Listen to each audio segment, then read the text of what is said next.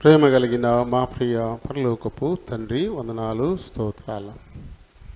మీ కృప చొప్పున మా జీవితాల్లో దయచేసిన మరొక పునరుత్థాన దినాన్ని బట్టి హృదయపూర్వకంగా మిమ్మల్ని స్తుతిస్తూ ఘనపరుస్తున్నాను. ఇంతవరకు పాడి స్తుతించాం, నీ వాక్యాన్ని ధ్యానించాలని ఆశపడుతున్నాం. మా వినికిడిలోనికి తేబడిన లేఖన భాగాన్ని దీవించండి, ఆశీర్వదించండి నాయన. ఈ లేఖనాన్ని బట్టి దీనుడను బలహీనుడను ప్రభా నేను మాట్లాడే శాసనం చేస్తా ఉన్నాను. దయతో నన్ను క్షమించండి, ఖాళీ చేయండి. మీ చిత్తానుసారమైన మాటలు నా నోట నుంచి మీరే మాట్లాడుకొని మహిమ ఘనత ప్రభావాల్ని పొందమని అడుగుతా ఉన్నాను. చేర్చబడిన మా ప్రియులందరిని బట్టి వందనాలు నాయన. పలు స్థలాల నుంచి ఎంతో ఆశతో ప్రయాసతో వచ్చారు నాయన. వారి యొక్క విలువైన సమయం నన్ను బట్టి వ్యర్థం కాకుండా లాగున మీరే కనిపించండి, వినిపించండి. నన్ను మీ సిలువ చాటున మరుగు చేయండి. వచ్చిన వారిని కొద్ది సమయం తమ హృదయాలు చివరిని పరలోకపు గవిని వైపు కేంద్రీకరించలాగున సహాయం చేయండి నాయన. మరి మా ప్రియులకు మరి సమయ పాలన మరి ఆలోచనని బిడ్డల్లో బలంగా పెట్టండి. మరి 9:09 మేము ప్రారంభిస్తూ ఉన్నాం. అయితే మరి 11 గంటలకు కూడా వచ్చేటువంటి వారు ఉన్నారు. అయినా అటువంటి వారిని జ్ఞాపకం చేసుకోండి. ఆయన లోక సంబంధమైన ఈ పనులు ఎప్పుడూ ఉంటాయి. అయితే ఈ దినం మీ సన్నిధిని మేము ఉండాలనేది మీ యొక్క ఆజ్ఞ, అంతే తప్ప సూచన కాదు. కాబట్టి నీ ఆజ్ఞను మీరడాన్ని బట్టి మీ ఆశీర్వాదాలు కోల్పోతూ ఉన్నారు. కాబట్టి ప్రతి వారు సమయ పాలన చేయడానికి ఆయన సమయానుకూలంగా నీ సన్నిధి నుండి ఈ రోజున మీ చిత్తమైతే ఈ విధమైన పనులు ఆరాధన సమయంలో పెట్టుకోకుండా ఉండేటువంటి అసమ్మతి గల హృదయాన్ని కూడా మా ప్రియుల్లో పెట్టమని మిమ్మల్ని కోరచ్చు ప్రతిమాలనుకుంటున్నాను. ఆశగల ప్రాణాన్ని మీరు తృప్తిపరిచేవారు కాబట్టి ఆశతో నీ సన్నిధానానికి బిడ్డలు సమీపించలాగా సహాయం చేయండి. ఆశ కలిగిన వారు సకాలంలోనే వస్తారు. వాళ్ళు మరి ఆలస్యంగా వచ్చేటువంటి వారు మరి సగం ఆశతోటే ఉన్నారు తప్ప సంపూర్ణ ఆసక్తి వారిలో ఉండడం లేదు నాయన. మరి మా పితృడైన మరి దావీదు మరి అలాగే కోరహ కుమారులు ఈ సన్నిధి మరి మేము చేరాలనేటువంటి ఆశ మా హృదయాన్ని ఎంతో కలవరపెడుతుంది, బాధిస్తుంది, తినేస్తుందని చెప్పేసి వారు అంటున్నారు కదా. కాబట్టి అటువంటి ఆశ మేము కూడా కలిగి ఉండాల్సినటువంటి వారుగా ఉన్నాం. కాబట్టి ఆ రీతి ఆశ మా ప్రియుల్లో పెట్టమని కోరుతున్నాను. వచ్చిన వారి కొద్ది సమయం తమ హృదయాల చెవుల్ని పరలోకపు గౌని వైపు కేంద్రీకరించులాగున సహాయం చేయండి. నిద్రాత్మల్ని అంధకార శక్తుల్ని నజరుడు యేసు నామములో బంధిస్తున్నాం నాయన.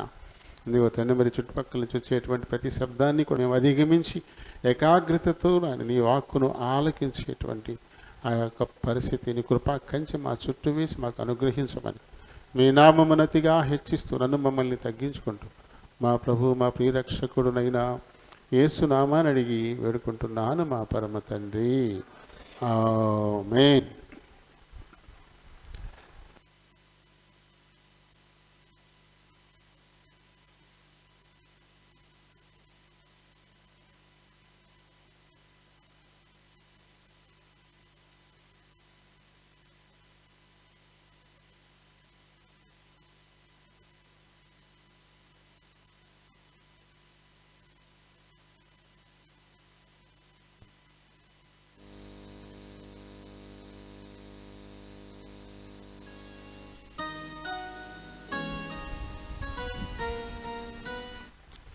(268) పాట. పాత పుస్తకాలు అయితే 228. పాత పుస్తకాల్లో 228, కొత్త పుస్తకాలు అయితే 268. దావీదు పట్టణమందు నేడు రక్షకుడు మీ కొరకు పుట్టి ఉన్నాడు, ఈయన ప్రభు అయిన క్రీస్తు. లూకా సువార్త 2:11 బట్టి రాయబడిన కీర్తన. ఉదయించి దివ్య రక్షకుడు ఘోరాంధకార లోకమున అనే కీర్తన మనం పాడదాం.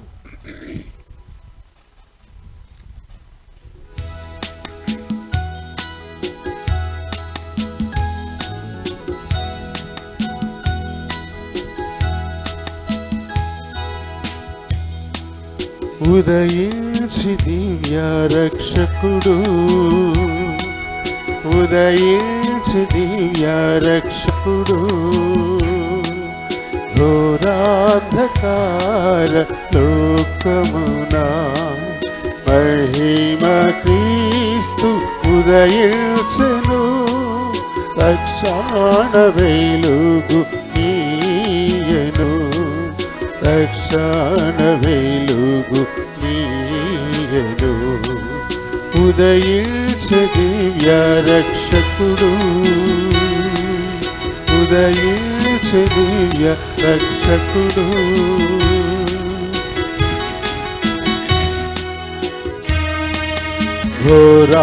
ఘోరాంధకారమున దీపంబు లేక పలుమారు పడుచుండగా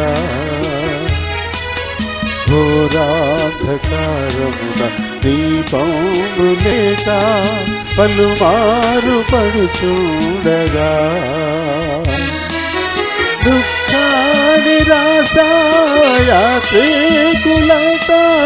దారి తప్పియుడగా దుఃఖ నిరాశయాత్రికులత దారి తప్పియుడగా మార్గదర్శియై నడిపించువారి మార్గదర్శియై నడిపించువారి ప్రభుపాద సన్నిధికి దివ్య రక్షకుడు ప్రకాశ వెలుగు ఉదయించే ధారలో దివ్య రక్షకుడు ప్రకాశ వెలుగు ఉదయించే ధారలో ఉదయించే దివ్య రక్షకుడు ఉదయించే దివ్య రక్షకుడు చింతా విచారముతో నిండియున్న లోకారోదన విని చింతా విచారముతో నిండియున్న లోకారోదన విని పాపము నుండి నశించిపోగా ఆత్మ విమోచకుడు పాపము నుండి నశించిపోగా ఆత్మ విమోచకుడు మానవాళికై మరణము నుండి మానవాళికై మరణము నుండి నిత్య జీవము నివ్వన్ దివ్య రక్షకుడు ప్రకాశ తారా ఉదయించ రక్షింపను దివ్య రక్షకుడు ప్రకాశ తారా ఉదయించ రక్షింపను ఉదయించే దివ్య రక్షకుడు ఉదయించే దివ్య రక్షకుడు పరలోక తండ్రి కరుణించి మనలా పంపేను క్రీస్తు ప్రభు పరలోక తండ్రి కరుణించి మనలా పంపేను క్రీస్తు ప్రభు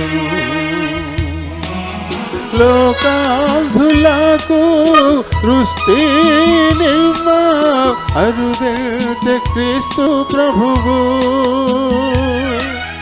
లోకాధులకు వృష్టినివ్వ అరుదెల్చే క్రీస్తు ప్రభువు చీకటి నుండి దైవ వెలుగునకు చీకటి నుండి దైవ వెలుగునకు తెచ్చే క్రీస్తు ప్రభువు సాతాను శృంఖలములను తెంప ఉదయించే రక్షకుడు సాతాను శృంఖలములను తెంప ఉదయించే రక్షకుడు ఉదయించే దివ్య రక్షకుడు ఉదయించు దివ్య రక్షకుడు ఘోరాంధకార లోకమున మహిమ క్రీస్తు ఉదయించెను రక్షణ వెలుగు నీయను రక్షణ వెలుగు నీయను ఉదయించే దివ్య రక్షకుడు ఉదయించే దివ్య రక్షకుడు ఉదయించే దివ్య రక్షకుడు.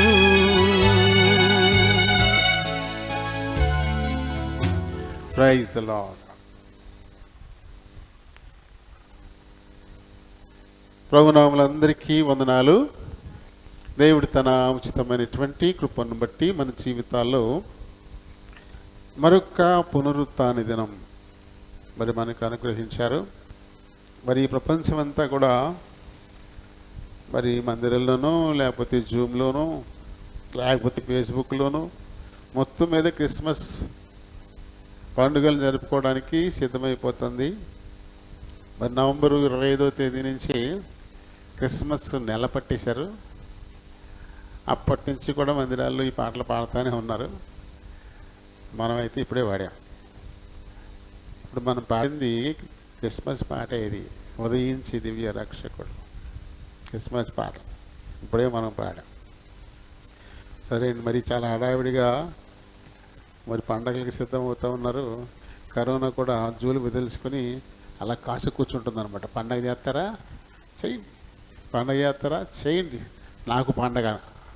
మనం పండగ చేసుకుంటే దానికి పండగ.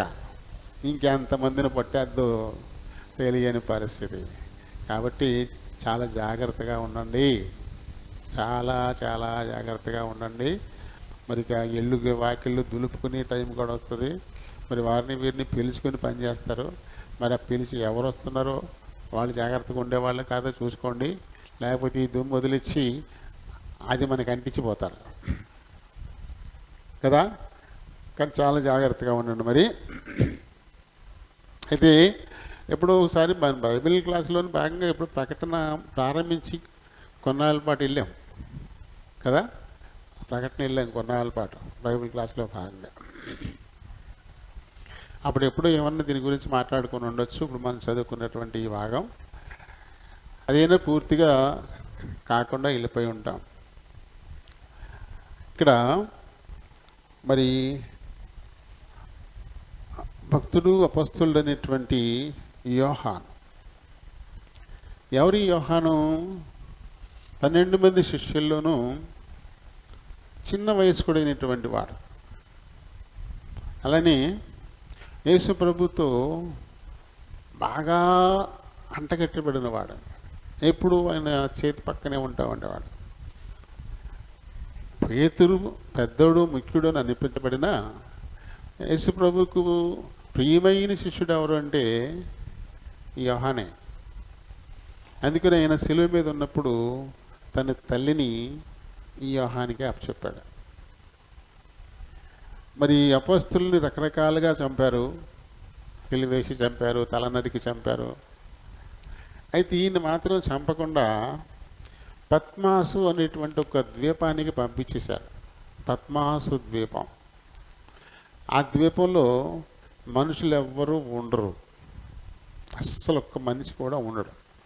అలా మనిషి జీవించడానికి వీలైనటువంటి పరిస్థితులు కూడా ఆ ద్వీపంలో ఉండవు.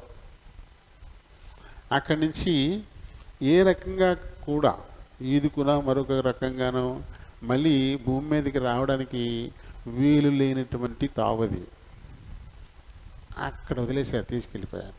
అదే ఆయనకి శిక్ష. మనుషులు మన అపొస్తలుడైనటువంటి యోహానికి భలే శిక్ష విధించాము అని వారు సంకలు గుద్దుకున్నారు.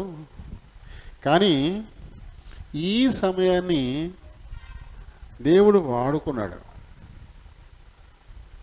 తన ఆత్మ ద్వారా మొత్తం లోకమంతటికి కూడా దేవుని రాజ్యం, దాని గురించినటువంటి సమాచారాన్ని ప్రకటింప చేయడానికి ఈయన వాడుకున్నారు.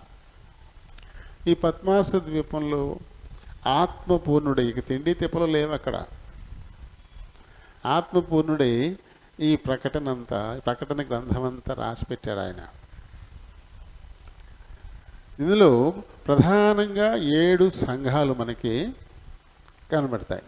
7 సంఘాలకు చూడండి. మొదటి అధ్యాయం 4వ వచనంలో యోహాను ఆసియలో ఉన్న 7 సంఘములకు శుభమని చెప్పి రాయునది. 7 సంఘాలకు శుభమని చెప్పి రాయునది. ఏమిటి 7 సంఘాలు అని అంటే 11వ వచనం నుంచి మనకి కనపడుతుంది. నీవు చూచుచున్నది పుస్తకములో వ్రాసి Ephesus, Smyrna, Pergamum, Thyatira, Sardis, Philadelphia, Laodicea అను 7 సంఘములకు పంపుమని చెప్పుట నా వెనుక వింటిని. దేవుడు తన పరిశుద్ధాత్మ ద్వారా నువ్వేదైతే చూస్తూ ఉన్నావో ఆ విషయాలన్నీ రాయి చూపించాడన్నమాట దేవుడు యోహానికి. తను చూపించి నువ్వు చూస్తున్న దాన్ని నువ్వు పుస్తకంలో రాసి 7 సంఘాలకు పంపించు అని చెప్పి దేవుడు ఆదేశించాడు. ఇవి 7 సంఘాలు ఏమిటో మనం ఇప్పుడు చదివాం కదా. 1 ఎఫెసు, 2 Smyrna, 3 Pergamum, 4 Thyatira, 5 Sardis, 6 Philadelphia, 7 లవొదికియా. మనం అప్పుడప్పుడు లవొదికియా సంఘం గురించి మనం చూస్తాం. కానీ వెచ్చగానైనా లేవు, చల్లగానైనా లేవు అనే విషయాన్ని ఎక్కువ మనం ప్రస్తావించినప్పుడు అది లవొదికియా సంఘంతో చెప్పబడినటువంటి మాట అది. అయితే ఇప్పుడు మనం చదివింది అయితే ఫిలదెల్ఫియా సంఘానికి ఈ రకంగా రాయమని చెప్పి మరి దేవుడు ఆత్మ ద్వారా యోహానును ఆదేశించాడు. అయితే ఈ ఫిలదెల్ఫియా ఎక్కడ ఉంటుందంటే సార్దీస్కి ఆగ్నేయంగా 28 మైళ్ళ దూరంలో ఉంది. ఇది ఓ చిన్న ఓ గ్రామం లాంటిది, అంతకంటే ఎక్కువ ఏం కాదు. చిన్న సంఘాలకే రాశాడు ఆయన, అప్పుడు ఉన్నటువంటి చిన్న సంఘాలకే. ఆ టైంలో సంఘం విస్తరించలేదు కదా. యేసుప్రభు ఉన్న కాలం ఆయన వెళ్ళిపోయిన వెంటనే కదా ఆయన శిక్ష విధించారు ఈయనకి. అప్పటికి పెద్దగా సంఘం విస్తరించలేదు. పేతురు మొట్టమొదటి ప్రసంగంతో సంఘం విస్తరించడం అనేది ప్రారంభమైంది. కాబట్టి అప్పుడు చిన్న చిన్న సంఘాలుగానే ఉన్నాయి. ఈ ఫిలదెల్ఫియాలో ఉన్నటువంటి ఒక సంఘం, అది సార్దీస్కి ఆగ్నేయంగా 28 మైళ్ళ దూరం, కిలోమీటర్లుగా ఉంది. అది క్రీస్తు పూర్వము 138వ సంవత్సరం, క్రీస్తు పూర్వం 138వ సంవత్సరంలో ఇది స్థాపించబడింది. ఆయనకు ముందే, క్రీస్తుకు ముందే ఉన్నటువంటి ఒక సంఘం అది. అయితే వాళ్ళకి ఇప్పుడు కొత్తగా ఆదేశాలు వెళ్తున్నాయి. అంతకు ముందున్న సమాజాలు కేవలం ధర్మశాస్త్రాన్ని అనుసరించి నడిచేవి కదా. క్రీస్తు పూర్వం ధర్మశాస్త్రాన్ని అనుసరించి నడిచేవి. యేసుప్రభు వచ్చిన తర్వాతే కదా కొత్త నిబంధన వచ్చింది. కాబట్టి ఇప్పుడు కొత్త వార్తలకి, ఈ సంఘాలకి ఇది కొత్త వార్తగా ఉంది.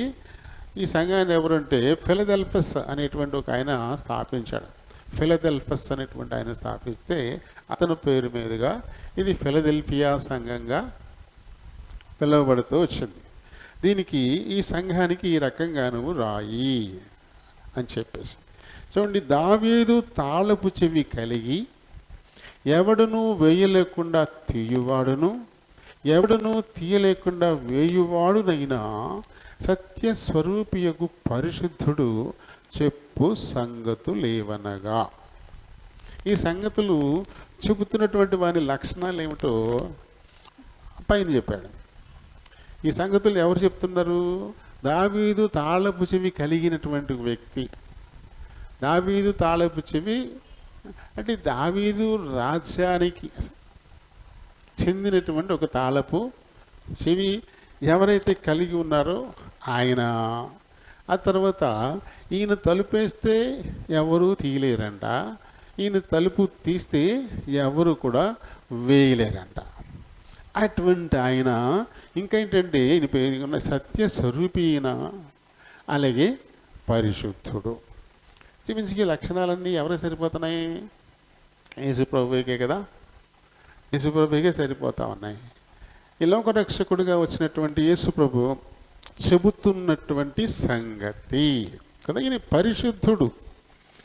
ప్రకటన 6:10 మనం చూస్తాం, వారు నాథా సత్యస్వరూపి పరిశుద్ధుడా.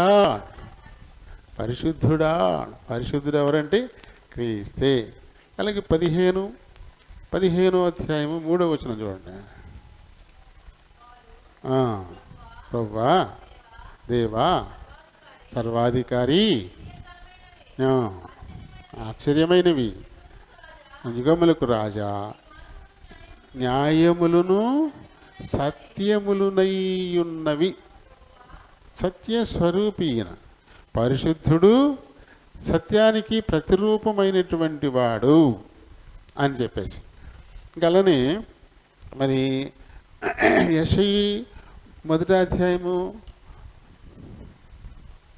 4వ వచనం.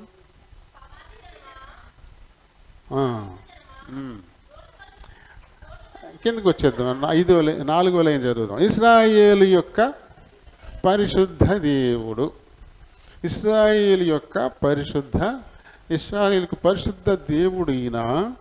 ఇంకా యోహాను సువార్త 14:6 నేనే మార్గమును, నేనే సత్యమును అని చెప్పాడు. సత్యస్వరూపి అయిన ఆయనే సత్యం, సత్యానికి ప్రతిరూపమైనటువంటి వాడు, పరిశుద్ధుడు, అలాగే సత్యస్వరూపి అయినటువంటి వాడు చెప్తున్నటువంటి సంగతులుగా ఇక్కడ మనం వీటిని చూస్తాం. దావీదు తాళపు చెవి కలిగినటువంటి వాడు కదా. ఈయన ఎవరు? దావీదు తాళపు చెవి కలిగినటువంటి వాడు. మరి ఈ విషయం యెషయా గారు చెప్తారు చూడండి. ఎక్కువ యేసు ప్రభుని గురించి యెషయా గారు ఎక్కువ భవిష్యత్ వాక్కులు ఎక్కువ చెప్పారు. 22:22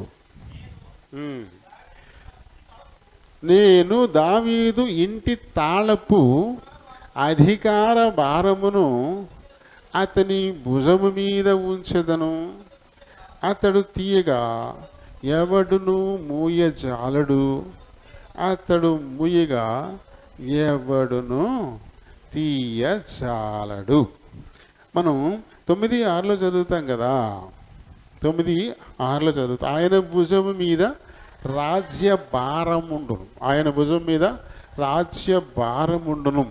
ఈ రాజ్య భారాన్ని, ఈ దావీదుకు సంబంధమైనటువంటి రాజ్య భారాన్ని పూర్తిగా దావీదు వేరు చిగురు అని పిలువబడినటువంటి మరి క్రీస్తుకి ఆయన అప్పగించేటువంటి వాడు కదా. క్రీస్తు దేవుని ఇంటికి, అంటే ఇక్కడ దావీదు తాళపు చెవి అంటే దావీదుకి ఏమైనా ప్రత్యేకంగా ఏమైనా ఒక రాజ్యం ఉందా అంటే కాదు. దావీదు వలె దేవుని యందు విశ్వాసం ఉంచినటువంటి వారందరూ కలిపితే మొత్తం దావీదుతో అడ్డగట్టేశాడు దేవుడు. అలా విశ్వాసులైనటువంటి వారు ఎవరున్నారో వారందరూ దేవుని ఇల్లు కదా. క్రీస్తు దేవుని ఇంటికి, దేవుని రాజ్యానికి ఈయనే నిర్వాహకుడుగా ఉన్నాడు. కాబట్టి ఆయనకే దావీదు తాళపు చెవి ఆయనకే ఇవ్వబడుతుంది. కాబట్టి దావీదు తాళపు చెవి కలిగినటువంటి వాడేనే. ఇంకా మరి సంఘాలు అలాగే దేశాల విషయంలో కూడా క్రీస్తుకు సర్వాధికారం ఉంది కదా. సంఘాలే కాదు, మొత్తం అందరి మీద కూడా ఆయన సర్వాధికారం ఉంది. దావీదు తాళపు చెవి ఆయనకి ఇవ్వబడింది. చూడండి, మత్తయి సువార్త 28:18 ఆయన వెళ్ళిపోయే ముందు మరి శిష్యులతో యేసుప్రభు చెప్పిన మాట. అయితే యేసు వారి యొద్దకు వచ్చి పరలోకమందును భూమి మీదను నాకు, అది పరలోకం మీద ఆయనే సర్వాధికారి, అలాగే భూమి మీద కూడా ఆయనే సర్వాధికారిగా ఉన్నాడు. కాబట్టి ఆ తాళపు చెవి, దేవుని ఇల్లంతటిలోనూ నమ్మకమైనటువంటి వాడు ఆయనే. కాబట్టి ఆ తాళపు చెవి ఆయనకే అది ఇయ్యబడింది, ఆయనకే ఇయ్యబడింది. ఇంకా యోహాను సువార్త 17:2 నీ కుమారుడు నిన్ను మహిమపరచునట్లు, నీ కుమారుని మహిమపరచు, నీవు ఆ, ఆ, సర్వ శరీరుల మీదను అందరి మీద ఆయనే అధికారం. దావీదు తాళపు చెవి ఆయనకే ఇయ్యబడింది. అందరి మీద అధికారం కలిగినటువంటి వాడు చెబుతున్నటువంటి సంగతులు. ఈ కింద మనం ఏ సంగతులను అయితే చూడబోతున్నామో అవి ఎవరు చెప్పినవి? ఎవరు చెప్పినవి? నేను చెప్పినయా? నేను చెప్పినవి కాదు. మరి ఎవరు చెప్పినవి? దావీదు తాళపు చెవి కలిగిన వాడు చెప్పినవి, పరిశుద్ధుడు చెప్పినవి, సత్యస్వరూపి అయిన వాడు చెప్పినటువంటివి ఈయనే కదా. అలా ఎవడు తీయలేకుండా వేసేవాడు చెప్పినవి, ఎవడు వేయలేకుండా తీసేవాడు చెప్పినటువంటి ఈ సంగతులు ఏమంటారంట? చూడండి, 8వ వచనం నుంచి మనం చూద్దాం. నీ క్రియలను నేను ఎరుగుదును, నీ క్రియలను నేను ఎరుగుదును. మనమేమనుకుంటాం? నన్ను ఎవరు చూడట్లేదు, నేనేం చేస్తున్నానో ఎవరికి తెలియదు. అంత గుట్టుగా నేను చేస్తున్నాను అని మనం తలుస్తూ ఉంటాం. చాలా మనం చేసేటువంటి పనులు ఎవ్వరికీ తెలియదు, దేవుడికి కూడా తెలియదని కూడా అనేస్తారు కొంతమంది. నేనేం చేస్తానో దేవుడికి కూడా తెలియదు.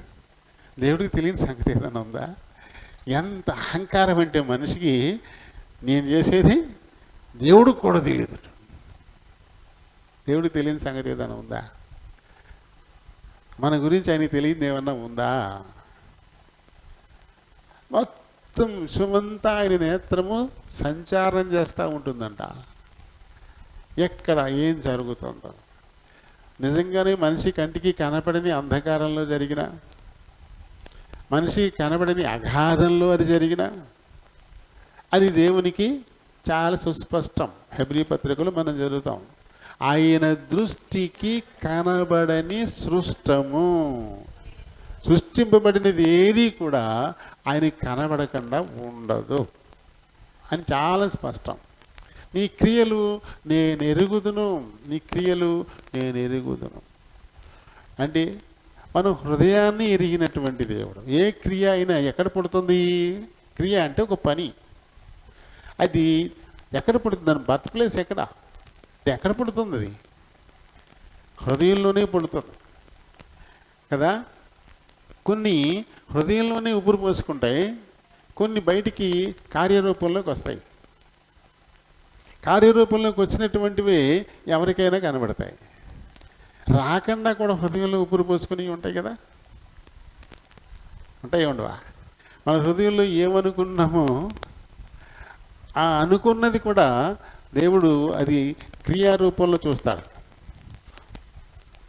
పాత నిబంధన ధర్మశాస్త్ర ప్రకారము ఎవరిదైనా వస్తువును మనం దొంగిలిస్తేనే దొంగతనం చేసినట్టు.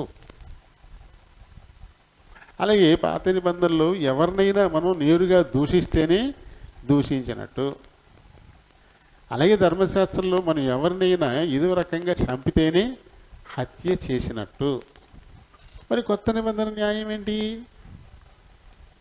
కొత్త నిబంధన న్యాయం ఏంటి?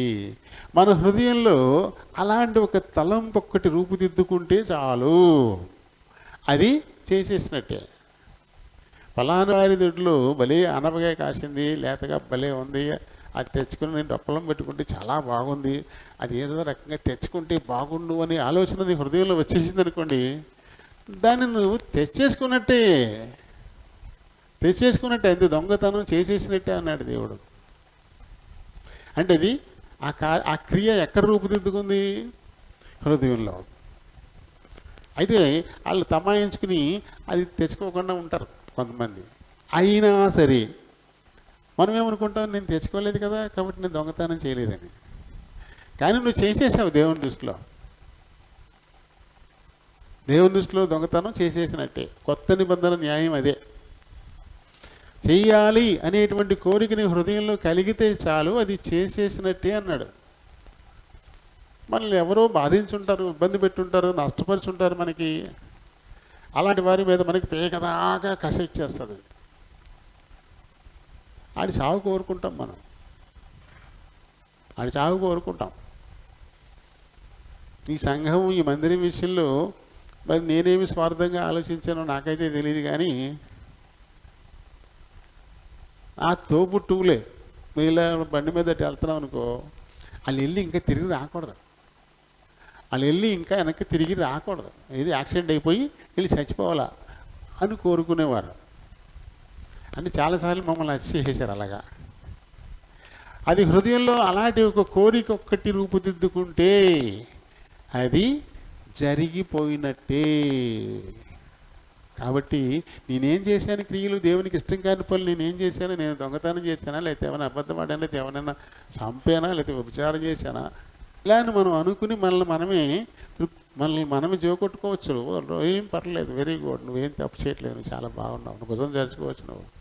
కానీ అది నీ హృదయంలో ఒకవేళ రూపుదిద్దుకుందేమో అది అని తెలిసి దేవుడికి వెంటనే ఆ తలంపు నీ హృదయంలోకి వస్తే చాలు, అది ఆయనకి వెంటనే తెలిసిపోతుంది.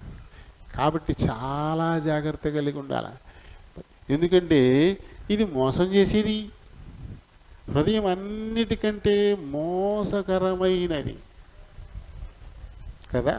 ఇది మోసం చేసేది, అన్నిటికంటే మోసకరమైనది, ఇది మోసం చేసేది. నేను ఎరుగుదును. మన క్రియలను దేవుడు ఎరుగుదుడు.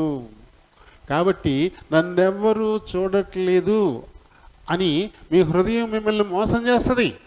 అందుకే ఈ హృదయం అన్నిటికంటే మోసకరమైనది. కానీ హృదయం నిన్ను ప్రేరేపిస్తుంది. కాబట్టి చాలా జాగ్రత్తగా ఉండాలంట. శత్రువు కంటే మోసకారి మరీ ప్రమాదకారి. మన శత్రువు కంటే కూడా, మనల్ని చంపడానికి కత్తేసుకొచ్చేవాడి కంటే కూడా మన పక్కనే ఉండే మోసకారి చాలా ప్రమాదకారి. అలాంటిది నీలోనే ఉన్నది, తెచ్చేసి కూర్చుంది, అది చాలా మోసం చేస్తుంది. మన ఆది తల్లిదండ్రులను మోసం చేసేసింది, దేవుని మాట మీరేలా చేసేసింది. అమ్మా ఆ చెట్టు ఫలాన్ని తినకండి నాన్న, తిన్న రోజులు చచ్చిపోతారు బాబు అని చక్కగా చెప్పాడు నాన్న మన తండ్రి గారికి. ఆయన ఏమని ఉంటాడు, అలాగే నాన్న నేను తిన్నా అస్సలు దాని అక్కల్ని అసలు చూడను అసలు అని చెప్పుంటాడు. అని రాయబడలేదు అక్కడ. మీరు చెప్పరా, అమ్మ ఎవరింటికి వెళ్ళబాకండి అమ్మా, వాళ్ళ దగ్గరికి వెళ్ళబాకండి అని చెప్పి బయటికి వెళ్తాను, నేను ఎక్కడికి వెళ్ళను, నేను ఇక్కడే ఉంటాను కదా అని చెప్తారు పిల్లలు. అలా బయటికి వెళ్ళిపోతారు తిరుని కదా. అలానే చెప్పారు. అలా చెప్తే అది విని అన్నట్టు ఉండి ఏం చేసాడు, మళ్ళీ గబుక్కున కోసుకొని తినేశారు. ఎవరు చేశారా మోసం? అమ్మమ్మ గారు సాతానును మోసం చేసింది అంటుంది, కానీ లేదు నా హృదయమే నన్ను మోసం చేసిందని చెప్పలే. మోసం చేసి నిజంగా ఎవరు? తన హృదయమే మోసం చేసింది. దేవుని మాట వినకుండా. అది ఎంత అందంగా ఉందో చూడు. ఇప్పుడు దాకా ఎన్నెన్నో పళ్ళు తిన్నావు, ఏ పండు అయినా దీనికి సరిపోద్దా? ఇది ఎంత అందంగా కనపడుతుంది చూసావా? అబ్బా చూస్తుంటేనే నోరు ఊరిపోతుంది. ఆహారానికి అంత మంచిదిగా ఉన్నది, పైగా కళ్ళు తెరవబడతాయంట, దేవతల్లా అయిపోతామంట. ఇవన్నీ చెప్పేసింది, ఎగేసింది హృదయం. గప్పు పట్టుకుంది, కోసేసింది, తినేసింది, పట్టుకెళ్ళాలి ఆయనకి కూడా వేసేసింది. ఈ హృదయం మనల్ని మోసం చేస్తుంది. ఈ హృదయంలో నుంచి జీవదారులన్నీ కూడా బయలు వెళతాయి. కాబట్టి అన్నిటికంటే బహుభద్రంగా ఈ హృదయాన్ని కాపాడుకోమన్నాడు సామెతలకు అందకర్త కదా. జీవదారులన్నీ కూడా హృదయంలో నుంచే బయలుదేరుతాయి, దాన్ని అన్నిటికంటే భద్రంగా కాపాడుకోమని సామెతలకు అందకర్త చెప్పాడు. కాబట్టి మన హృదయం మనల్ని మోసం చేయొచ్చు. ఏం లేదు, నువ్వు చాలా కరెక్ట్గా ఉన్నావు, నువ్వు ఇంకేం చేస్తుంది, నువ్వు అంత బాగా చెడిపోయావా, ఆవిడ చూసావా ఎంత దారుణంగా చెడిపోయింది, ఎలాంటి పనికి మళ్ళీ పనులు చేస్తుంది, రోడ్డు ఎక్కిందంటే ఏ రకంగా మాట్లాడుతుందో చూసావా, నువ్వు సైలెంట్ కామ్, ఏమైనా మాట్లాడినా లోపల మాట్లాడతావు, బయటికి మాత్రం నువ్వు మాట్లాడు, నువ్వు చాలా బెటరు. ఇలాంటి ఒప్పుదల మన హృదయానికి అది ఇస్తూ ఉంటుంది, మోసం చేసేస్తుంది మనల్ని. దేవుడికి తెలుసు, నీ క్రియలు నేను ఎరుగుదును. ఇంకో మాట ఏంటంటే దీనిలో ఈ విషయాన్ని మనం ముందు విందాం. 13వ వచనంలో చివర ఆత్మ చెప్పుచున్న మాట చెవిగలవాడు వినుగాక. ప్రతి సంఘంతో చెప్పినప్పుడు చివరి ఈ మాట చెప్పాడు. 7 సంఘాలకి చెప్పినప్పుడు ప్రతి సంఘానికి చివరి ఈ మాట పనిగట్టుకుని చెప్పాడు. ఆత్మ చెప్పు సంగతులు చెవి గలవాడు వినునుగా. ఎవరికి లేదు చెరువు? నాకు చెవి లేదా? ఆమెకు చెవులు లేవా? మాకు చెవులు లేవా? నీకు అయినా ఏమైనా పూడిపోనియా? ఎంతంత పెద్ద చెవులు ఉన్నాయి చూడు, నీకు ఎంతంత రింగులు లేకపోతే దిద్దులు బొట్టలు ఏలాడేసాను చూడు, నీకు కనబడతలేదా? చెవి గలవాడు వినునుగా కంటే చెవులు లేకంటే ఎవరున్నారు ఇక్కడ? ఇలా మనం మాట్లాడుకోవచ్చు కదా. వినగల చెవి, వినే చెవి కావాలి. చెవులు ఉంటాయి కానీ అవి నిజంగా వింటున్నాయా? వినాలి కదా. వినమంటే ఏం చేయాలి? వినమంటే మీకు తెలుసు బాగానే. అబ్బాయి గొంతెత్తుకుని అరిసిన వీడు అసలు మాటండమ్మా పొత్తుగానా, వీడు అసలు మాటండు అంటారుగా మీరు. ఆడు మాట వింటలేదు, ఆడికి చెవులు లేవా? మాట వింటలేదాడు. మీరు ఎందుకు అంటున్నారు మీరు ఆ మాట? ఏ ఒక్కరైనా ఈ మాట అనకుండా ఉన్నారా? ఈ నా మాట వింటలేదు, ఈ పిల్ల నా మాట వింటలేదు, లేదా అతను నా మాట వింటలేదు అని అనని వారు ఎవరైనా ఉన్నారా? చెప్పండి. ఉన్నారు ఇక్కడ? ఎవరైనా ఉన్నారా? ఎవరున్నారా? అనలేదు ఎప్పుడు నువ్వు? అందరం అంటాం, ఖచ్చితంగా అంటాం, నా మాట వింటలేదు. ఎందుకు అంటున్నాం మరి? ఆ మాట ఎందుకు అన్నాడు? వాళ్ళకి వింటలేదా? వాళ్ళకి చెవులు లేవా? ఉన్నాయి కదా. మరి ఎందుకు వింటలేదు? ఎందుకు ఆ మాట మాట్లాడుతున్నాం మనం? అక్కడ వినడం అంటే ఏంటి? నేను చెప్పినట్టుగా నడుచుకోవడం లేదు. అది నేను చెప్పినట్టుగా వాళ్ళు నడుచుకోవడం లేదు. ఇక్కడ వినకపోవడం అంటే అది, మాట వినకపోవడం అంటే అది. అంటే ఇక్కడ చెవిగా ఆత్మ చెప్పు సంగతులు చెవి గలవాడు వినుగాక అంటే ఈ ప్రకారంగా నడుచుకొనుగాక అని అర్థం. అక్కడ ఈ ప్రకారంగా ఏదైతే వింటున్నారో ఆ ప్రకారంగా నడుచుకొనుగాక అని మాట చివరి చెప్తున్నాడు అని. ప్రతి సంఘంతో చెప్పాక చివరి చూసుకోండి, ప్రతి సంఘానికి చివరి మాట ఉంటుంది. ఆత్మ చెప్పు సంగతులు చెవి గలవాడు వినుగాక.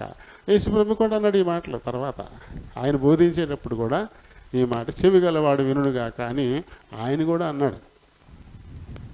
అంటే వినగలగడం అంటే వింటున్నాం కానీ ఆ ప్రకారంగా నడుచుకోకుండా నిన్ను మోసం చేస్తున్నది ఎవరు? అలాగే చెప్తా ఉంటారు. చెప్పిందల్లా మనం ఏం చేస్తామేంటి? అలా వినాలి అంతే. చెప్పిందల్లా మనం చేస్తామా? చెప్పిందల్లా చేస్తే మన పని అయిపోయినట్టే. ఎవరు చెప్తారు ఈ మాట? నీ హృదయం చెప్తోంది నీతో. ఈ చెప్పిందల్లా వింటే ఆ ప్రకారంగా నువ్వు వెళ్తే ఇంకా నువ్వు ఇక్కడ బతికినట్టే, నువ్వు బతికి పట్టగట్టినట్టే.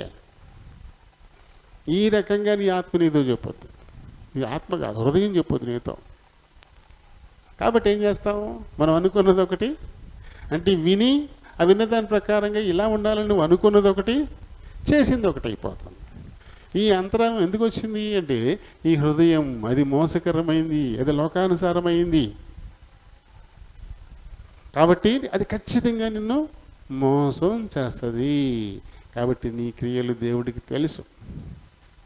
అలాగే మన క్రియలు, ఈ శరీరంతో చేసిన క్రియలు మంచివైనా చెడ్డవైనా తీర్పు కోసం క్రీస్తు న్యాయపీఠం ఎదుట నిలబడాలి. ఏ క్రియలైతే మనం చేస్తూ ఉన్నామో ఆ క్రియల విషయమై తీర్పు కోసం క్రీస్తు న్యాయపీఠం ఎదుట మనం నిలబడి ఉండాల్సి ఉంది. మరి ఆ క్రియలు ఎలాంటివి? మంచివి అనుకుంటున్నావా మనం? అవి మంచివో చెడ్డవో దేవునికి చాలా స్పష్టంగా తెలుసు. ఆయన నిన్ను చూస్తూ ఉన్నాడు. కాబట్టి ఆయన చూస్తున్నాడు అనేటువంటి ఒక భయం, నా దేవుడు నన్ను చూస్తూ ఉన్నాడు. కాబట్టి మనుషులను చూడకూడదు, మనుషులను లక్ష్య పెట్టకూడదు. మనుషులు ఎవరైనా వస్తున్నారా చూస్తున్నారా వద్దు, మనకి అవి అనవసరం. ఆ దేవుడు నన్ను చూస్తూ ఉన్నాడు. ఇప్పుడు యోసేపు పొతీఫర్ ఇంటికి వెళ్ళాడు బానిసగా. పొతీఫర్ ఇంటికి బానిసగా అమ్మబడ్డాడు. ఒక బానిస, ఒక ఆవులాగా, ఒక గేదెలాగా, ఒక గాడిదలాగా, ఒక గుర్రంలాగా, ఒక పశువు, అంతే అలా అమ్మబడ్డాడు. అయితే దేవుడు ఆయనకి తోడుగా ఉన్నాడు కాబట్టి ఆ ఇంటికి వెళ్ళడం పాపం ఆ ఇంటిని ఆశీర్వదించడం మొదలుపెట్టాడు. అది గమనించిన పొతీఫరా మొత్తం తను కలిగింది యావత్తు కూడా యోసేపు చేతికి అప్పగించాడు. ఇప్పుడు అతను బానిసగా అమ్మబడ్డ అతను బానిసగా కాకుండా అందరి మీద పెత్తందారిగా ఉన్నాడు. వాస్తవానికి ఒక పశువు బానిసగా అమ్మబడ్డాడు. కానీ దేవుడు అతన్ని బానిసగా ఉంచకుండా ఒక పెత్తందారిగా ఉంచాడు ఆ ఇంట్లో. అన్నీ ఎంత బాగుంది, చాలా బాగుంది, యజమాని లేకనే ఉన్నాడు అతను అక్కడ. అలాంటి సమయంలో మరి ఆ యజమాని భార్య యోసేపు అప్పటికి బహుశా 25 సంవత్సరాలు పైబడ్డవాడు, 25 ఏళ్ళు పైబడ్డాడు. చాలా రూపసి, అందగాడు, వయసులో ఉన్నవాడు, చాలా చక్కగా ఉన్నాడు కూడా. ఆ అమ్మాయి కన్ను ఇతని మీద పడింది. ఇతని మీద పడి అతన్ని వేధించడం మొదలుపెట్టింది. తప్పు తప్పు తప్పు అతను అన్నప్పుడు తను ఏమని ఉండొచ్చు? ఎవరున్నారు ఇక్కడ? నువ్వు నేనే కదా, యజమాని వెళ్ళిపోయాడు కదా, పనివాడు ఎవడు రాడు కదా, ఎవరున్నారు ఇక్కడ, ఎవరు చూస్తున్నారు ఇక్కడ అని చెప్పేసి అతన్ని చాలా ఇబ్బంది పెట్టుంటుంది. కానీ అతను ఏమనుకున్నాడు?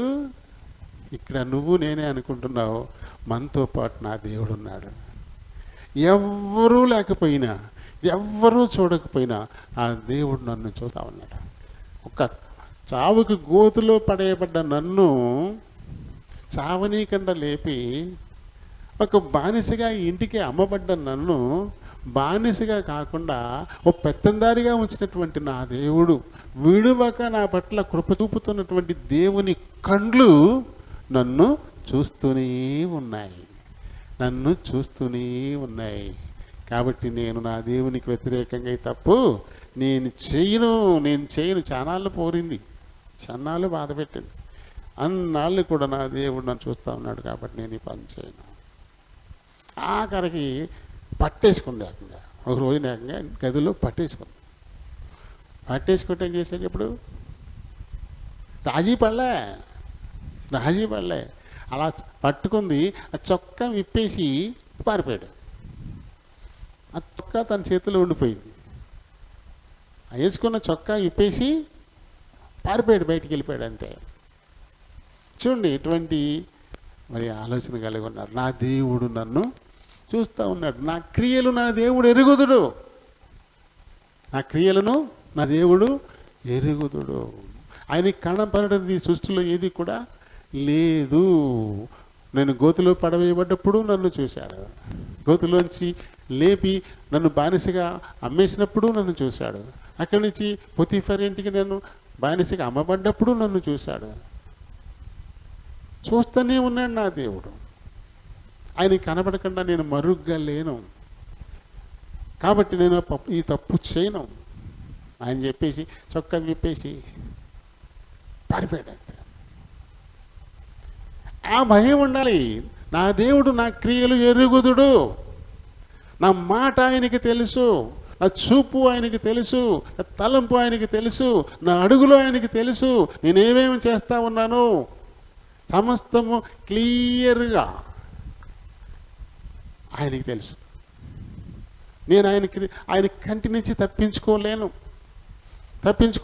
ఇదే మరి యెహోవా యందలి భయము పవిత్రం అన్నాడు. యెహోవా యందలి భయము పవిత్రం అంట. ఆ భయము మనల్ని తప్పు చేయనీయకుండా అడ్డుకుంటుంది. నేను చదువుకునే రోజుల్లో మరి స్నేహితులతో వాళ్ళతో ఉండేటప్పుడు ఎప్పుడూ ఒక భయం. నా భయం ఏంటంటే అప్పుడు నాకు దేవుడు చూస్తున్నాడనే భయం కాదు. మా నాన్న దైవజనుడు, ఇజ్రాయేల్ గారు దైవజనుడు, నా వల్ల మా నాన్నకి చెడ్డ పేరు వస్తుంది. నేను ఎక్కడైనా తప్పుగా నడుచుకుంటే, దురలవాటుకు లోనైతే నన్ను బట్టి మా నాన్నకు చెడ్డ పేరు వస్తుంది. నేను ఇజ్రాయేల్ గారి కొడుకుని. ఈ భయం నాకు ఉండేది. ఇంకప్పటికి ఇంక బాగా దేవుడి గురించి ఈ భయం అంతగా లేదు. ఉంటాము కుర్రకారు కదా, వచ్చిపోయే తప్ప ఆ భయం అంత లేదు. పైగా బోధనలు కూడా అంత ఎక్కువగా లేవు మాకు. కానీ ఒకటే భయం ఉండేది, మా నాన్న దైవచనుడు. నేను ఎక్కడైనా తప్పు చేస్తా, వాడు బాబేమో నీతులు చెప్తాడు, ఈడేమో ఇలాంటి పని చేస్తాడు అంటారు అని చెప్పేసి నాకు స్నేహితులు ఎవరూ ఉండేవారు కాదు. అలా అని శత్రువులు ఎవరు ఉండేవారు కాదు. అందరూ నాకు స్నేహితులు, ఎవడో స్నేహితులు కాదు, అంతే. ఎందుకంటే ఇప్పుడు స్నేహాలు బట్టి వెళ్ళాము అంటే ఖచ్చితంగా ఇవాళ రేపు మళ్ళీ వాడికి లేకనే ఏదో ఒకటి చేయాల్సి ఉంటుంది.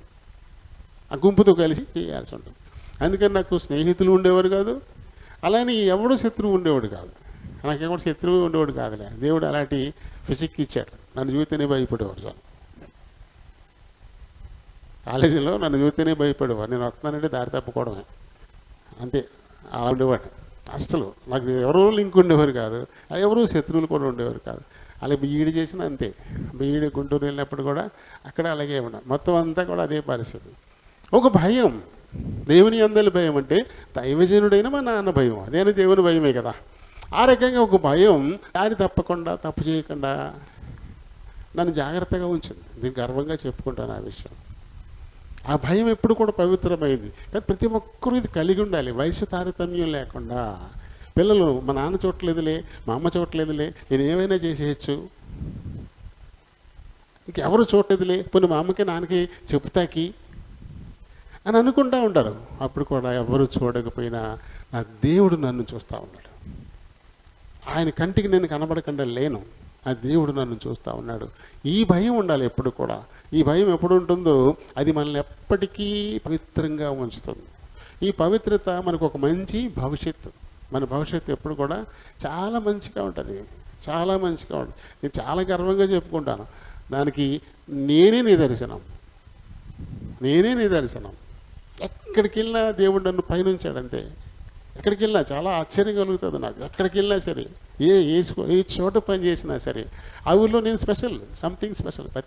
అందరితో పాటు ఒకరిని కాదు నేను. చాలామంది మాస్టర్లు ఉంటారు, కానీ అందరిలో ఒకరిని కాదు నేను ఒక్కడనే ఒకరిని ప్రత్యేకించి అలా ఉంచాడు దేవుడు. ముక్కు తెలియని మనుషుల మధ్యకి వెళ్ళినా సరే అక్కడ కింద ఉంచేవాడు కాదు దేవుడు, పైన పెట్టేవాడు. చాలా చాలా చాలా గౌరవాలు అందుకున్నాను, చాలా పదవులు చేశాను, చాలా పనులు. దేవుని కృప అంతే. ఎందుకంటే దైవజనుని కుమారుడిగా ఆ భయంతో చెడుకు అలవాటు చేసుకోకుండా అలా వెళ్ళాం కాబట్టి ప్రత్యేకం మనల్ని, ప్రత్యేకం. అక్కడ ఆచండ వ్యాపారంలో ఒక చౌదరీస్ ఇల్లు అద్దెకి అడిగాను. పల్లెటూరు కదా, విగ్రహారాధికులు పల్లెటూర్లు అంటే చాలా నిష్టలు ఉంటాయి. ఈ క్రిస్టియన్లు అంటే ఒక ఎస్సీల కింద లెక్కాలి. ఒక రకంగా కొంతమందికి వాళ్ళు అంటరాని వాళ్ళు కదా, వీళ్ళు సరిగా ఉండరు, వీళ్ళకి ఇల్లు ఇస్తే సరిగా చూసుకోరు, పద్ధతిగా ఉండదు అనేటువంటి ఆలోచనతోటి వాళ్ళ ఇల్లు మాకు ఇవ్వడానికి ముందు ఇష్టపడలేదు. అక్కడ ఒక ఇన్సూరెన్స్ చేసి ఒక ఆయన ఉన్నాడు, బాగా అందరితో పరిచయం. ఆయన అడిగారంట, మాస్టర్ ఏంటి మా ఇల్లు అడుగుతున్నారు, వాళ్ళు క్రిస్టియన్లు అనుకుంటారు కదా, వాళ్ళు సరిగా ఉంటారా ఏంటి అని ఆయన అడిగారండి. అప్పుడు ఆయన అంటే, అబ్బో మీరు అందరిలాగా చూడకుండా ఆయనే ప్రత్యేకం, చాలా పద్ధతిగా ఉంటారు, అలా మామూలుగా ఎడ్యుకేటెడ్ ఫ్యామిలీ ప్రారంభం నుంచి అలా ఉంటారండి వాళ్ళని చెప్పారండి. మొత్తం మీద ఇల్లు మాకు ఇచ్చారు. ఇచ్చిన తర్వాత వాళ్ళు మా ఇంట్లో అడిగట్టడానికి భయపడేవారు, మా ఇంట్లో అడిగట్టడానికే భయపడేవారు. ఎందుకంటే అలా ఉండేవాళ్ళం, అంత పద్ధతిగా ఇల్లు ఇవ్వడానికి ఇష్టపడనటువంటి వాళ్ళు. ఆ తర్వాత మళ్ళీ మేమున్న ఇంట్లో అడుగట్టడానికి భయపడేవారు అనమాట. వచ్చేవారు కాదు లోపలికి, అసలు రమ్మని వచ్చేవారు కాదు, భయపడేవారు. ఎందుకంటే అంత పద్ధతిగా. అది దేవుడు నేర్పిన భయభక్తులు. అలాగే దేవుడు ఇచ్చినటువంటి స్థితి. జేబులో రూపాయి లేకపోయినా డబ్బులు ఏవయ్యా అంటే ఒక్క నమ్మేవాడు కాదు. ఊరుకోండి మీ దగ్గర డబ్బులు లేకపోతే ఏముంది, మాకు ఏముంది, ఆ ఉద్యోగంలో వచ్చే జీతం తప్ప ఇంటికాడి నుంచి ఉందా, పొలాలు ఉన్నాయా, భూములు ఏమున్నాయా, ఏమి లేవు కదా. ఆ వచ్చే ఆ జీతమే, దాంతో ఇల్లు అద్దెలు కట్టుకోవాలి, బిల్లులు కట్టుకోవాలి, అన్నీ చేసుకోవాలి. ఏముంటాయి, నెలాఖరు వస్తుందని డబ్బులు అయిపోతామండి, ఏముండేవి కాదు. అయినా సరే లేవయ్యా డబ్బులు అంటే ఊరుకోండి మీ దగ్గర డబ్బులు లేకపోతే. మరి ఎలా, నేను అప్పిచ్చేవాడికి ఉంచుతాను, నేను పైవాడికి ఉంచుతాను, నేను తలగా నియమిస్తానని దేవుడు చెప్పాడు. కాబట్టి నేను లేవు అంటే నా చెయ్యి కింద ఉండాలి కదా. పైన అని చెప్పిన తర్వాత కిందకి ఎలా వస్తుంది? దేవుడు అలా చేసేవాడు. చాలా ఆశ్చర్యం అనమాట. కాబట్టి పిల్లలు ఇప్పటి నుంచి దేవుడు నన్ను చూస్తున్నాడని భయము భక్తితో ఉండండి. మీ భవిష్యత్తు చాలా బాగుంటుంది. అద్భుతంగా దేవుడు తీసుకెళ్తాడు మిమ్మల్ని. ఆయన నమ్మదగిన వాడు. ఆయన ఇచ్చినటువంటి వాగ్దానాన్ని ఎప్పుడూ తప్పడు కదా. ద్వితీయోపదేశ కాండము 28వ అధ్యాయంలో మరి అక్కడ మొదటి 14 వచనాల్లో ఉన్నాయి ఆశీర్వాదాలు. అందులో ఉన్నాయి ఆయన ఆజ్ఞ ప్రకారం మనం నడుచుకుంటే అని కట్టడం జాగ్రత్తగా అనుసరించి నడుచుకుంటే మనల్ని ఎప్పుడు పైవాడిగా ఉంచుతానంట. తోకగా ఉంచను, తలగా ఉంచుతానంటాడు. కింద ఉంచును, పైన ఉంచుతానంటాడు. ఎప్పటికీ అప్పిచ్చేవాడుగా ఉంటావు. అంటే మన చెయ్యి ఎక్కడ ఉంటుంది? ఇచ్చేవాడి చెయ్యి పైన ఉంటుందా, కింద ఉంటుందా? ఇచ్చేవాడి చెయ్యి పైన ఉంటుంది, కింద ఉంటుందా? చెప్పాలి. ఇలా కదా, ఇచ్చేవాడు ఇలాగే ఉంటాడు. ఇప్పుడు ఇలా ఉండడు. ఇలా ఉండేవాడు తీసుకునేవాడు. కాబట్టి మీరు ఎప్పుడు ఒకవేళ ఇచ్చినా సరే, కొంతమంది ఇలా ఇస్తారు, ఇలా ఇవ్వకండి. చెయ్యి ఇలా పెట్టకండి, ఇలా పెట్టి ఇవ్వద్దు. ఇలా ఇచ్చేవాళ్ళు ఉంటారు, తీసుకోని పైన వాళ్ళ చెయ్యి కింద ఉండాల్సిందే. అది దేవుడిచ్చింది, అది నీకు అది ఆశీర్వాదం దేవుడిచ్చింది అది. కాబట్టి ఎప్పుడు కూడా మన చెయ్యి పైనే ఎప్పుడు నన్ను నా దేవుడు చూస్తూ ఉన్నాడు. నా క్రియలు ఆయనకి చాలా స్పష్టంగా కనబడతాయి. ఆయన పూర్తిగా నన్ను ఆయన ఎరుగుదుడు. కాబట్టి నేను చాలా జాగ్రత్తగా భద్రంగా ఉంచుకోవాలా. నా హృదయం నన్ను మోసం చేయొచ్చు కాక, నేను దాని వలలో నేను పడను అని నిశ్చయిత మనకి ఖచ్చితంగా రావాల్సినటువంటిది పరిస్థితి కదా. ఇంకా ఏమంటాడు చూడండి, నువ్వు ఇందులో ఒక పరిస్థితి వచ్చింది, చాలా ఇబ్బందికరమైన పరిస్థితి నీకు వచ్చింది. అయినప్పటికీ కూడా నువ్వు నా నామమును ఎరుగననలేదు అంటాడు.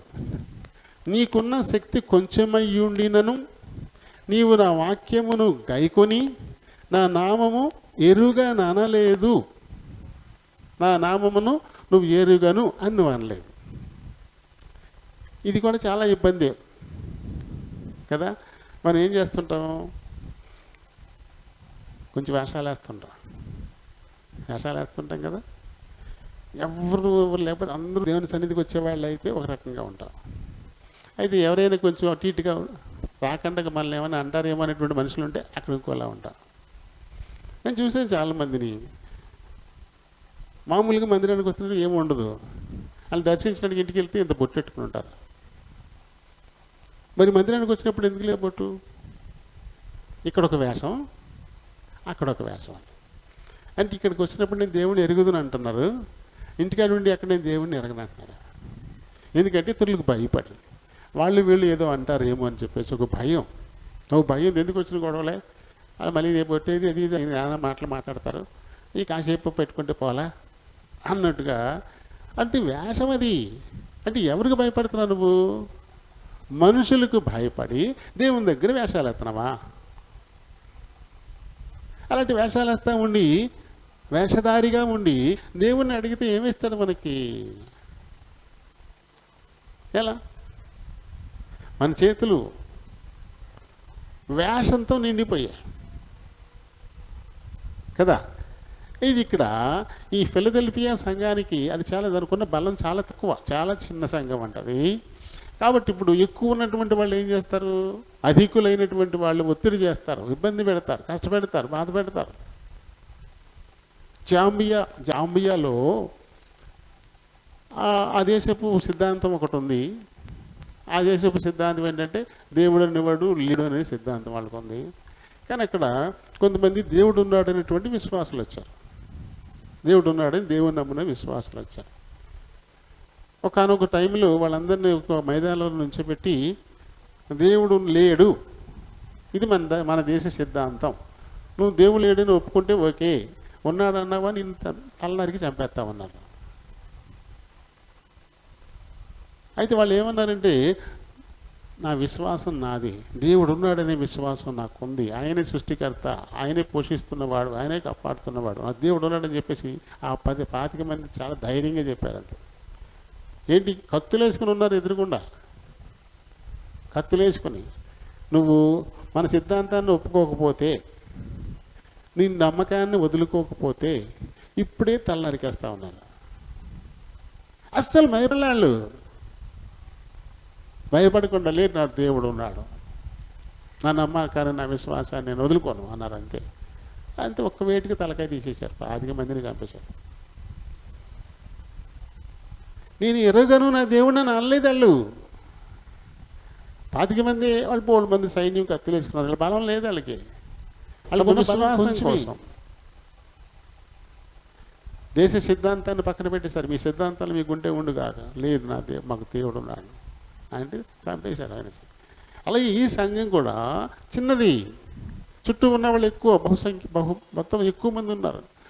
వాళ్ళంతా భయపెట్టినా ఏమైనా సరే ఏమన్నారంటేలో, నీవు నా వాక్యమును గాయకొని, నీకు శక్తి కొంచెమేముంది, చిన్న సంఘాన్ని నువ్వు చిన్నది అయినా సరే నువ్వు నా వాక్యాన్ని గాయకొని నా నామమును ఎరుగననలేదు.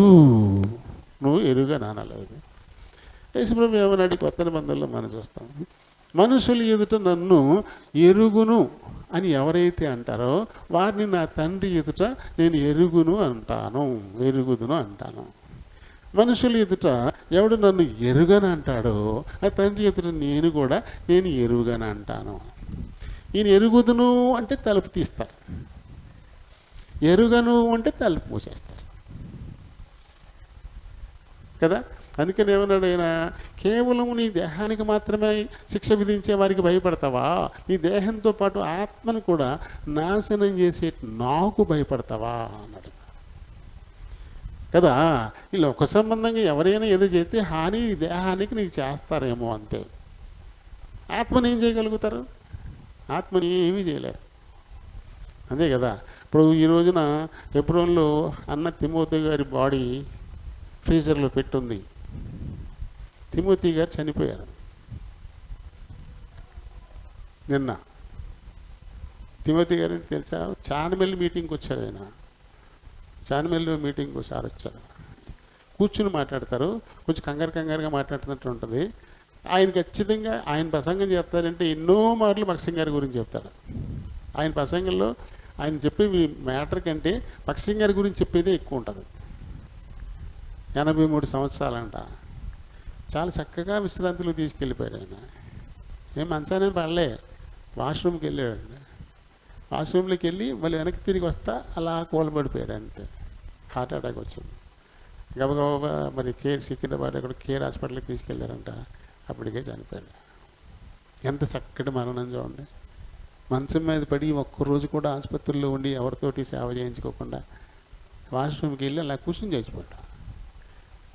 మంచి విశ్రాంతి ఇచ్చారు కదా ఆయనకంటే ఇప్పుడు ఆయన వెళ్ళిపోయాడు. ఆయన దేహం ఉంది ఇప్పుడు అక్కడ. ప్రభు తరపున ఆత్మను మోసుకెళ్ళి తిరిగాడినటువంటి దేహం మట్టుకే ఇప్పుడు ఆ హెబ్రోన్లో ఉంది. ఎల్లుండి భూస్థాపితం చేస్తున్నారు. భూస్థాపిత కార్యక్రమం ఎల్లుండి పెట్టారు, మంగళవారం పెట్టారు కదా. ఆయన ఎవరు? వైశ్యుడు. వాళ్ళ కులం కోమట్లు, ఖమ్మం వాళ్ళది. కోమట్ల నుంచి రక్షింపడ్డాడు ఆయన. కోమట్ల నుంచి రక్షింపడ్డాడు. మరి ఎప్పుడు ఆయన ఒక్కడైనప్పుడు మిగతా కోమట్లందరూ ఆయన మీద ఎంత ఒత్తిడి చేసి ఉంటారు? చాలా ఒత్తిడి చేసుకుంటారు కదా. మన కులం ఏంటి, నువ్వు చేస్తున్నదేంటి, మన దేవుడు ఏంటి, నువ్వు తీసుకొస్తున్నదేంటి, ఎన్ని రకాలు. ఇలా అయితే మా కోమట్ల కులాల నుంచి నేను వెళ్ళేస్తాం. ఇలాంటి ఎన్ని ఒత్తిళ్ళు వచ్చి ఉంటాయో. ఇప్పుడు ఒక్కడు ఆయనకున్న బలం ఎంత? అయినా సరే నా దేవుడిని నేను విడిచిపెట్టను. అది భక్సింగ్ గారి ద్వారా నేర్చుకున్నది. భక్సింగ్ గారిని అదే చేశారు కదా. మొత్తం ఆయన కుటుంబం మొత్తం మీద చాలామంది సంతానం, వాళ్ళు 5-6 సంతానం. ఈయనే పెద్దోడు, ఈయనే జ్యేష్ఠుడు. అంటే ఈయన భక్సింగ్ గారు. ఆయన లండన్ నుంచి బొంబాయి ఎయిర్పోర్ట్లో బొంబాయి షిప్ యార్డ్లో దిగాడు. దిగి బయటకు వచ్చేసరికి వాళ్ళ అమ్మ నాన్న వచ్చారంట. వచ్చి నాయనా ఇంటికి వెళ్ళిపోదాం, నువ్వు యేసుప్రభుని నమ్ముకుంటే నమ్ముకున్న వాళ్ళే, ఇంట్లోనే బైబిల్ చదువుకో, ప్రార్థన చేసుకో, పర్లేదు, బయటికి మాత్రం చెప్పద్దు, చాలు, వచ్చేసి అన్నారంట. లేదు లేదు లేదు, నా దేవుడు నా ఊపిరి, నా క్రీస్తే నా ఊపిరి. ఎవరైనా ఊపిరి తీసుకోకుండా బతుకుతారా అమ్మా? ఎదురు ప్రశ్న వేసాయండి. ఊపిరి తీసుకోకుండా ఎవరైనా బతుకుతారా? చచ్చూరుకుంటాడు కదా. మరి నా ఊపిరి క్రీస్తు అయినప్పుడు ఆయన గురించి చెప్పకుండా నేను ఎలా బతుకుంటాను? కుదరదు అన్నాడు. అయితే నేను వెళ్ళేస్తావు, నువ్వు ఇక మా ఇంటికి రావట్లేదు, నువ్వు నా కొడుకే కాదు అన్నారు. ఓకే, వదిలేశాడు. ఆయనకున్న బలం ఎంత? ఒక్కడే కదా. ఆయన గుంపున్నారు ఆయన చుట్టూ ఆదరణకి, ఏమి లేడు, ఓన్లీ వన్, ఒక్కడే ఒక్కడ. ఒక్కడ మూత వదిలేశాడంతే, వదిలేశాడంతే. నా దేవుడు నా చాలు. ఈ ఫిలదెల్ఫియా సంఘం చిన్నది, దానికి ఉన్న శక్తి చిన్నది, చుట్టూ ఉన్నవాళ్ళు ఎక్కువ మంది, చాలా బలవంతులైనటువంటి వాళ్ళు ఇబ్బంది పెట్టుంటారు. అయినా సరే వాక్యాన్ని గైకున్నటువంటి వారు ఈ ఫిలదెల్ఫియా సంఘస్థులు దేవుణ్ణి ఎరుగను అని అనలేదు. అలా ఎవరుంటారో అటువంటి వారి కోసం ఏం చేస్తారంటే దేవుడు, ఇదిగో తలుపు నీ ఎదుట తీయించి ఉన్నాను, ఇదిగో నీలాంటి వారి కోసమే. ఎవరైతే నన్ను ఎరుగుదును అంటారు, ఇలోక సంబంధమైనటువంటి ఒత్తిళ్లకు ఇన్ఫ్లుయెన్స్కి భయపడిపోయి ఎరగనని అనకుండా నేను ఎరుగుదును అని అంటారు, అటువంటి వారి కోసం ఇదిగో ద్వారము తీయబడింది, తెరిచే ఉంది. ఇప్పుడు నీకు ద్వారం తీసేవాడు, ఆయన పేరేంటి? వేయువాడు తీయువాడు. ఆయన వేస్తే ఎవరు తీయలేరు, ఆయన తీస్తే ఎవరు వేయలేరు. అలాంటి వాడు ద్వారాన్ని తెరిచేశాడు, దాన్ని ఇంకెవడు మూయగలడు? ఈ ఫిలదెల్ఫియా సంఘం కొరకు ఆయన ద్వారాన్ని తెరిచేశాడు. ఇదిగో తెరిచేశాను మీకోసం, ఎందుకంటే నన్ను ఎరుగుదును అన్నావు, అందుకొరకు నువ్వు ఎన్నో ఇబ్బందులు పడ్డావు, ఎన్నో శ్రమలు సహించావు, కాబట్టి నీ ముందా ఇదిగో పరలోక ద్వారంని నేను తీసేస్తున్నాను నీకోసం. మీరు ఇందులో ప్రవేశించకుండా మూయగల వాళ్ళు ఇంకెవరు లేరు. ఆయన పేరేది? ఆయన వేస్తే తీలేడెవడు కదా, ఆయన తీస్తే మూయేడెవడు. అలాంటి వాడు ఏమంటున్నాడు, ఇదిగో నీ ఎదుట ద్వారాన్ని నేను తీసేశాను అని చెప్తాడు ఆయన కదండి. చూడండి ఇక్కడ 2:13 కూడా ఇక్కడ స్ఫురణ సంఘానికి చెప్పినప్పుడు ఈ సంఘస్థులు కూడా అలానే ఉన్నారంట. చూడండి, సాతాను సింహాసనమున్న స్థలములో నీవు కాపురమున్నావని నేను ఎరుగుదును, మరియు సాతాను కాపురమున్న ఆ స్థలములో నాయందు విశ్వాసి అయ్యుండి నన్ను గూర్చి సాక్షి అయిన అంత్యప అనువాడు మీ మధ్యను చంపబడిన దినములలో నీవు నా నామమును గట్టిగా చేపట్టి నాయందలి విశ్వాసమును విసర్జింపలేదని నేనెరుగుదును. ఈ స్ఫురణ అనేటువంటి ఈ సంఘంలో ఏర్పడ్డ పరిస్థితి గురించి, ఈ విశ్వాసాన్ని బట్టి వాళ్ళు కళ్ళెదురుగుండా ఒకరిని కూడా చంపేశారంట. అదంతా చూసి కూడా మీరు భయపడలేదు, నన్ను ఎరుగను అని అనలేదు మీరు అంటాడు. నన్ను ఎరుగను అనలేదు. అటువంటి వారి కోసం ద్వారం ఎప్పుడూ తీయబడే ఉంటుంది. అపొస్తలుల కార్యాలు 14:27 చదువుదాం. 14:27 చదువు సరి. వారు వచ్చి సంఘమును సమకూర్చి దేవుడు తమకు తోడయ్యుండి చేసిన కార్యములన్నీ అన్యజనులు విశ్వసించుటకు ఆయన ద్వారము తెరిచిన సంగతియు. దీన్ని మనం గమనించుకోవాలి. యాకోబు సంతతి ఇశ్రాయేలీయులు మాత్రమే శరీర సంబంధంగా దేవుడు నా సొత్తు, నా స్వైకీయ సంపాద్యము అని అన్నాడు. కానీ అబ్రాహామును పిలిచినప్పుడే అన్ని జనులకు కూడా ద్వారాన్ని తెరిచేశాడు కదా. నీ సంతానాన్ని బట్టి భూమి యొక్క సమస్త వంశములు అని చెప్పాడు. నీ సంతతి నా సొత్తు అవుతుంది, నా స్వకీయ సంపాద్యం అవుతుంది. అంతేకాదు నీ సంతతిని బట్టి అన్యులు కూడా, అంటే నీ సంతతి వారు కానివారు అన్యులు అంటే ఇతరులు అన్యులు అంటే ఇతరులు, వారికి కూడా అప్పుడే దేవుడు ద్వారాన్ని తెరిచేశాడు. ఇక్కడ పౌలు గారు చెప్తున్న మాట అది చూడండి, అన్యజనులు విశ్వసించుటకు ఆయన ద్వారము తెరిచిన సంగతి. ఆయన తెరిచేశాడు. మనం అందరం అన్యులమే కదా, మనందరి కోసం దేవుడు ద్వారాన్ని తెరిచాడు.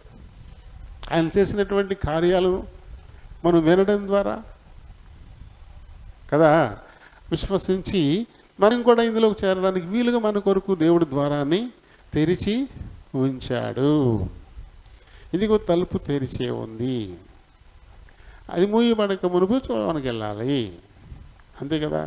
నోవహు వాడ దాన్ని తలుపు తీస్తుంది, మృగ పక్షి జీవులన్నీ కూడా వస్తూ ఉన్నాయి, మనుషులు ఎవరు రాలే.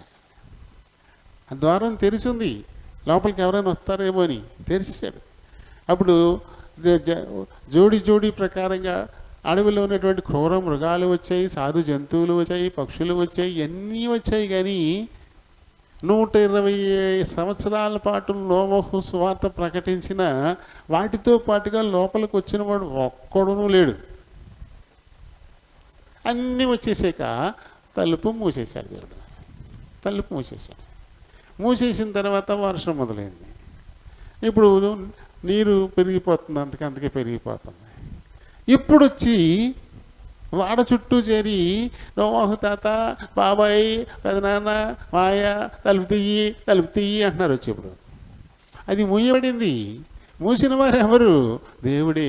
ఆయన మూస్తే ఇంకెవ్వడు తీయలేడు. ఆయన తీస్తే ఎవడు కూడా ముయ్యలేడు. ఆయన మూసేసిన తర్వాత వస్తే ఏంటి లాభం ఏంటి? ప్రస్తుతానికి మన కొరకు ద్వారం తెరిచి ఉంచబడి ఉంది. ద్వారం తెరిచి ఉంచబడి ఉంది. ఎప్పుడు ఇది మూయబడక మునుపే ఎవరైతే ఆ ఓడలో, రక్షణ ఓడలో, ఎవరైతే ఆయన సంఘంలో, ఎవరైతే ఆయన మందిరంలో స్తంభాలుగా కింద వస్తుంది, ఆయన విశ్వాసం ఉంచినటువంటి వారు, రక్షింపబడిన వారు దేవుని ఇంటిలో స్తంభాలుగాను ఒక్కొక్క పనిముట్టుగా కూడా అయిపోతారంట. మనకి కిందికి వస్తుంది. మనకి ద్వారం తెరవబడి ఉంది. ఇంకా చూడండి ఒకసారి 1 కొరింథీ 16:9 చదువుదాం. కార్యానుకూలమైన మంచి సమయము నాకు ప్రాప్తించి ఉన్నది, మరియు ఎదిరించువారు అనేకులున్నారు గనుక. చూడండి ఏమంటారు ఇక్కడ, ఎదిరించే వాళ్ళు అనేకులు ఉన్నారు. అయితే కార్యానుకూలమైన మంచి సమయం కూడా ఆయనకు ప్రాప్తించింది. అంటే కార్య సాఫల్య సంబంధమైనటువంటి దేవుని ద్వారం తెరవబడి ఉంది. ఆయన ద్వారం తెరిచినప్పుడు కార్యాలు సఫలీకృతం అవుతాయి. కాబట్టి ఎదిరించే వాళ్ళు ఇప్పుడు ఉన్నారు. ఇక్కడ ఉన్నప్పటికీ కూడా నా ముందు కార్య సాఫల్యతకు ద్వారం తెరవబడి ఉంది. కాబట్టి నేను ఎఫెసులోనే ఉంటాను నేను అని ఈయన మరి కొరింథీ సంఘంతో మన పెద్దలైన పౌలు మాట్లాడుతున్న మాటలు మనవి. ఇంకా తర్వాత వచనానికి వద్దాం. 9వ వచనం చూస్తే ఇక్కడ యూదులు కాకయే తాము యూదులమని అబద్ధమాడు సాతాను సమాజపు వారిని రప్పించెదను. వారు వచ్చి నీ పాదముల ఎదుట పడి నమస్కారము చేసి, ఇదిగో నేను నిన్ను ప్రేమించి తినని తెలుసుకున్నట్లు చేసేదాను. చూడండి ఇక్కడ యూదులు కాకయే తాము యూదులమని అబద్ధమాడు సాతాను సమాజపు వారిని రప్పించెదను. ఇక్కడ యూదులు అంటే దేవుడు తన స్వకీయ సంపాద్యంగా ఏర్పాటు చేసుకున్నటువంటి ఆ తెగకు చెందినటువంటి వారు. కానీ అసలు యూదులు ఎవరు? యూదులైన ప్రతివాడు రక్షింపబడినవాడు కాదు కదా. అలాగే విశ్వాసిని అని చెప్పుకునే వాళ్ళందరూ కూడా విశ్వాసులు కాదు. అని చాలామంది విశ్వాసి అని అనుకుంటూ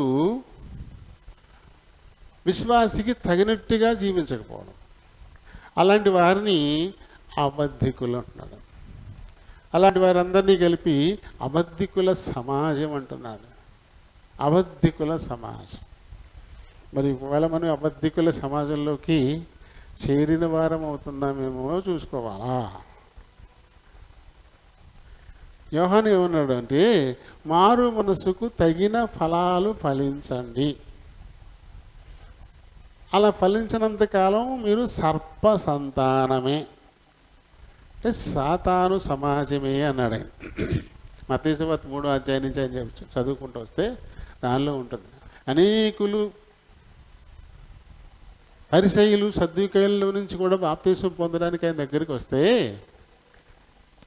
ఆయన ఏమన్నాడంటే, బాప్తీసం సంగతి పక్కన పెట్టండి, ముందు మీకు మారు మనసు ఉందా? ఒకవేళ మీరు మారు మనసు పొందుంటే మారు మనసుకు తగినటువంటి ఫలాలు ఏమైనా ఉన్నాయా అని చెప్పాడు. అంటే ఎప్పుడు బాప్తీసం? మారు మనసు పొందిన తర్వాత, మారు మనసు పొందిన దానికి తగినటువంటి ఫలాలు మనలో కనిపించిన తర్వాత అప్పుడు కదా బాప్తీసం. అదేమీ లేకుండా గబగబా ఏదో ముంచుతున్నాడు కదా నదిలో అని చెప్పేసి మీరు వచ్చేస్తున్నారా అని చెప్పి ఏమన్నాడు? వాళ్ళకి పేరు పెట్టాడు ఆయన, సర్పసంతానమా. సర్పసంతానం, సర్పం అంటే సైతాన్ కదా. సైతాను సంతానం అబద్ధికుల సమాజమే. యోహాను సువార్త 8:40 నుంచి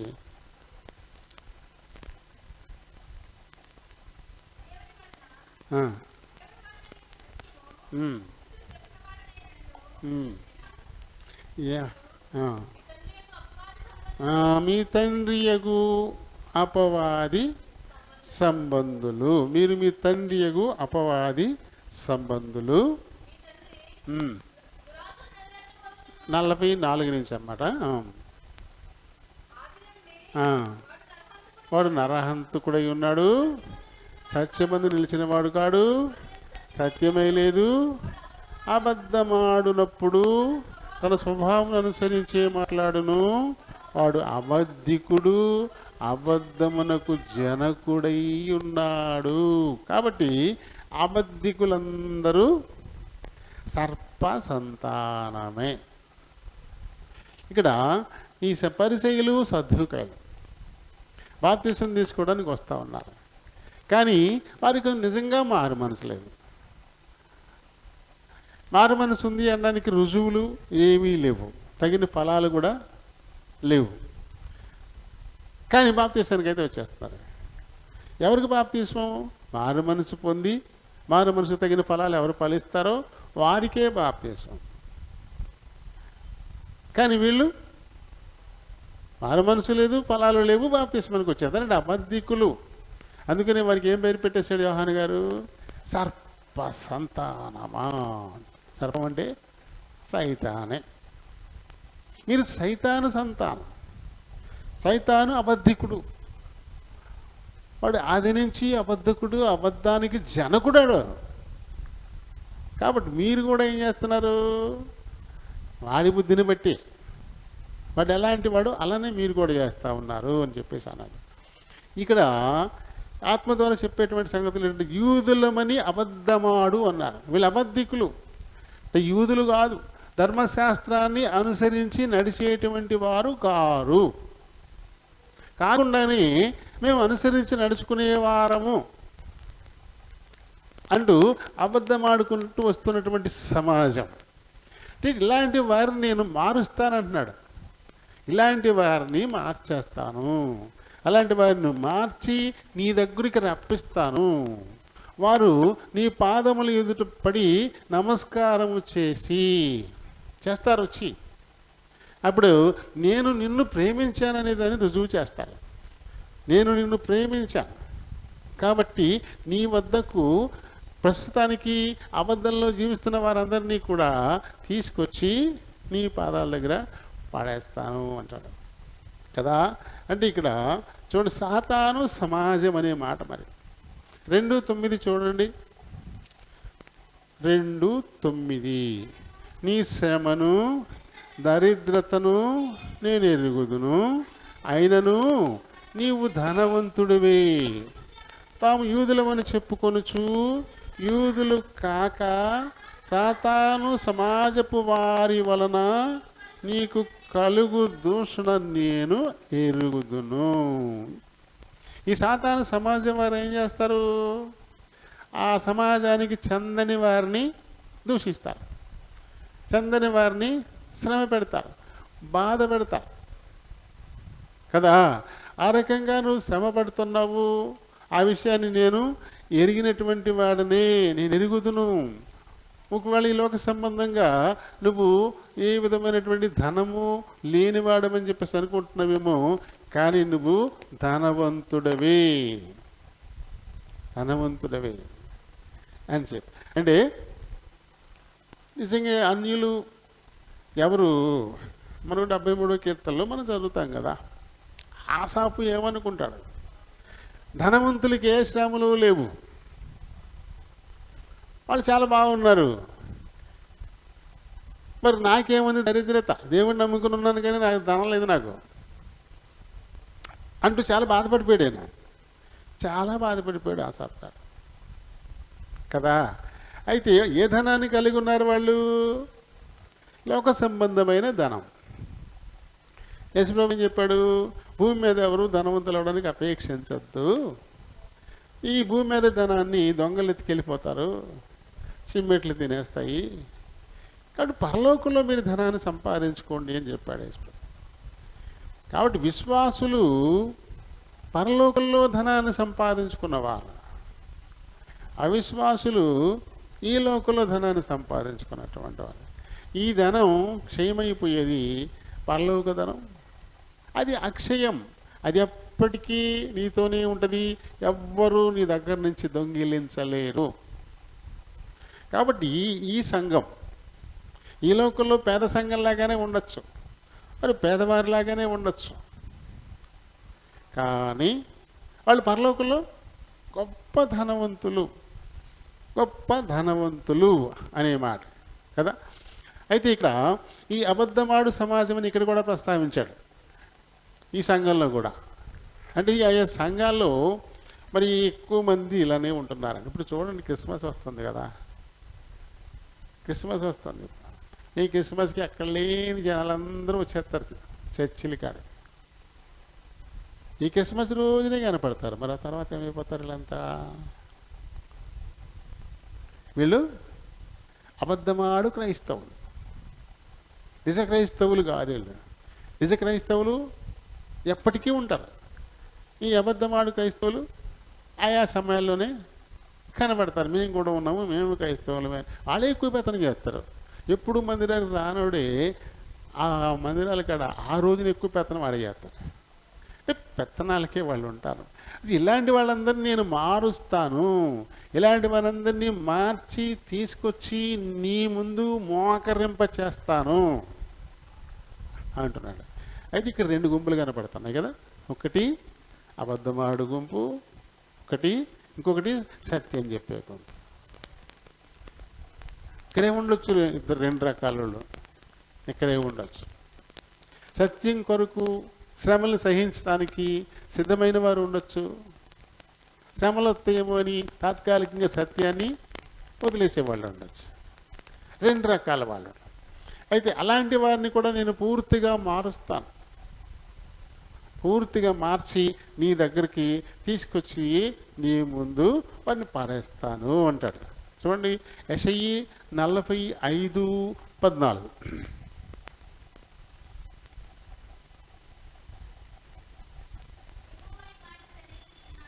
యెహోవా ఈ మాట సెలవిచ్చుచున్నాడు, నీకు దొరుకును, సెబాయిలు కూడా నీ దగ్గరకు వచ్చి నీ వారవుతారు, నీ వెంట వచ్చెదరు, సంకెళ్ళు కట్టుకొని వచ్చి నీ ఎదుట సాగిల పడుదురు. నిశ్చయముగా నీ మధ్య దేవుడు ఉన్నాడు, మరి ఏ దేవుడును లేడు, ఆయన తప్ప ఏ దేవుడును లేడు అని చెప్పుచు నీకు విన్నపం చేస్తారు, నీ దగ్గరికి వస్తారు. ఇక్కడ యెషయా ద్వారా చెప్పించిన మాటనే మరొక మారు ఇక్కడ ఆత్మచేత యోహాను ద్వారా వారు నీ పాదాల దగ్గరకు వచ్చి పడతారు. ఈ మాట మళ్ళీ ఇక్కడ చెప్పించాడు. ఇంకా ఇందులోనే చూడండి 49:23. అన్నా, రాజులు నిన్ను పోషించు తండ్రులుగాను, వారు రాణులు నీకు పాలిచ్చు దాదులుగాను ఉండెదరు. వారు భూమి మీద సాగిలిపడి నీకు నమస్కారము చేసెదరు, నీ పాదముల ధూళి నాకెదరు. అప్పుడు నేను యెహోవాననియు నా కొరకు కనిపెట్టుకుని వారు అవమానము నొందరనియు నీవు తెలుసుకొందువు. ఎలాంటి ఇబ్బంది, ఎలాంటి పరిస్థితులు, కష్టమైన పరిస్థితులు, నష్టం కలిగించే అవమానకరమైన పరిస్థితులు వచ్చినా సరే నిలబడి ఎవరుంటారు, నేను నా దేవుణ్ణి ఎరుగుదును అని ఎవరు చెప్తారు, అలాంటి వారి కోసం దేవుడు చేయబోయేటువంటి కార్యం. ఎవరు వారిని ఎదిరిస్తున్నారు, ఎవరు వారిని అవమానిస్తున్నారు, ఎవరు వారిని బాధపెడుతూ ఉన్నారు, అలాంటి వారిని నేను తీసుకొస్తా. అలాంటి వారందరినీ నీ ముందు పడేస్తా. వాళ్ళు ఎలా అవుతారంటే ఆఖరికి నీ పాద ధూళి నాకే స్థితికి వస్తారు. అంతగా మార్చి నేను తీసుకొస్తాను. ఇప్పుడు మనం ఆయన్ని ఎరగను అని అనకుండా నేను ఎరుగుదును, కష్టం వచ్చినా, నష్టం వచ్చినా, శ్రమ వచ్చినా, బాధ వచ్చినా, అవమానం వచ్చినా నా దేవుడిని నేను ఎరుగుదును అని ఎవరైతే నిలబడి ఉంటారో అలాంటి వారి కోసం, ఎవరు వారిని బాధించారో, ఎవరిని వారిని ఇబ్బంది పెట్టారో, ఎవరిని వారిని అవమానించారో అలాంటి వారందరినీ కూడా తీసుకొచ్చి మళ్ళీ వారి పాదాల దగ్గర పెడతాను అని దేవుడే మాట్లాడుతున్నమాట. ఇంకా 60:14 నిన్ను బాధించు వారి సంతానపు వారు, నిన్ను ఇదివరకు ఎవరైతే బాధించారో అలాంటి వారి పిల్లలు వారు నీ ఎదుటికి వచ్చి నీ ముందు సాగిలి పడతారు. నిన్ను తృఢీకరించిన వారందరూ వచ్చి నీ పాదముల మీద పడెదరు. యెహోవా పట్టణమనియు ఇశ్రాయేలు పరిశుద్ధ దేవుని సియోననియు నీకు పేరు పెడతారు. వాళ్ళందరూ కూడా వస్తారు నీ దగ్గరికి. ఓ ఫిలదెల్ఫియా సంఘమా, నువ్వు చిన్న సంఘం అయితే అవుగాక, బయట ప్రపంచం నీకంటే పెద్దదైతే అవుగాక, అయితే వాళ్ళందరినీ నీ దగ్గరికి తీసుకొస్తాను. ఆ సంఘస్థానంలో మనల్ని, ఆయన కొరకు నిలబడేటువంటి మనల్ని పెట్టుకుంటే మనల్ని ఎదిరించేవారిని, బాధించేవారిని మన దగ్గరికి దేవుడు తీసుకొస్తాడు. ఇందులో ఏమాత్రం కూడా సందేహమే లేదు. అలాగే నేను నిన్ను ప్రేమించి తినని అప్పుడు తెలుసుకుంటారు అందరూ కూడా, నేను నిన్ను ప్రేమించి కదా. అంతా ఎందుకు చేస్తాను? నేను ఇదంతా చేయడాన్ని బట్టి నేను నీ పట్ల ఎంతో ప్రేమ కలిగి ఉన్నాను, నేను నిన్ను విడిచిపెట్టలేదు అనే విషయం నీకు తెలుస్తుంది. యోహాను సువార్త 14:21 నా ఆజ్ఞలను అంగీకరించి ఆ వాటిని గైకొని వాడే నన్ను ప్రేమించువాడు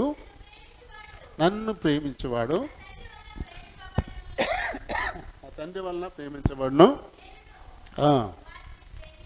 నేనును వారిని ప్రేమించి అది నేను కూడా వారిని ప్రేమించి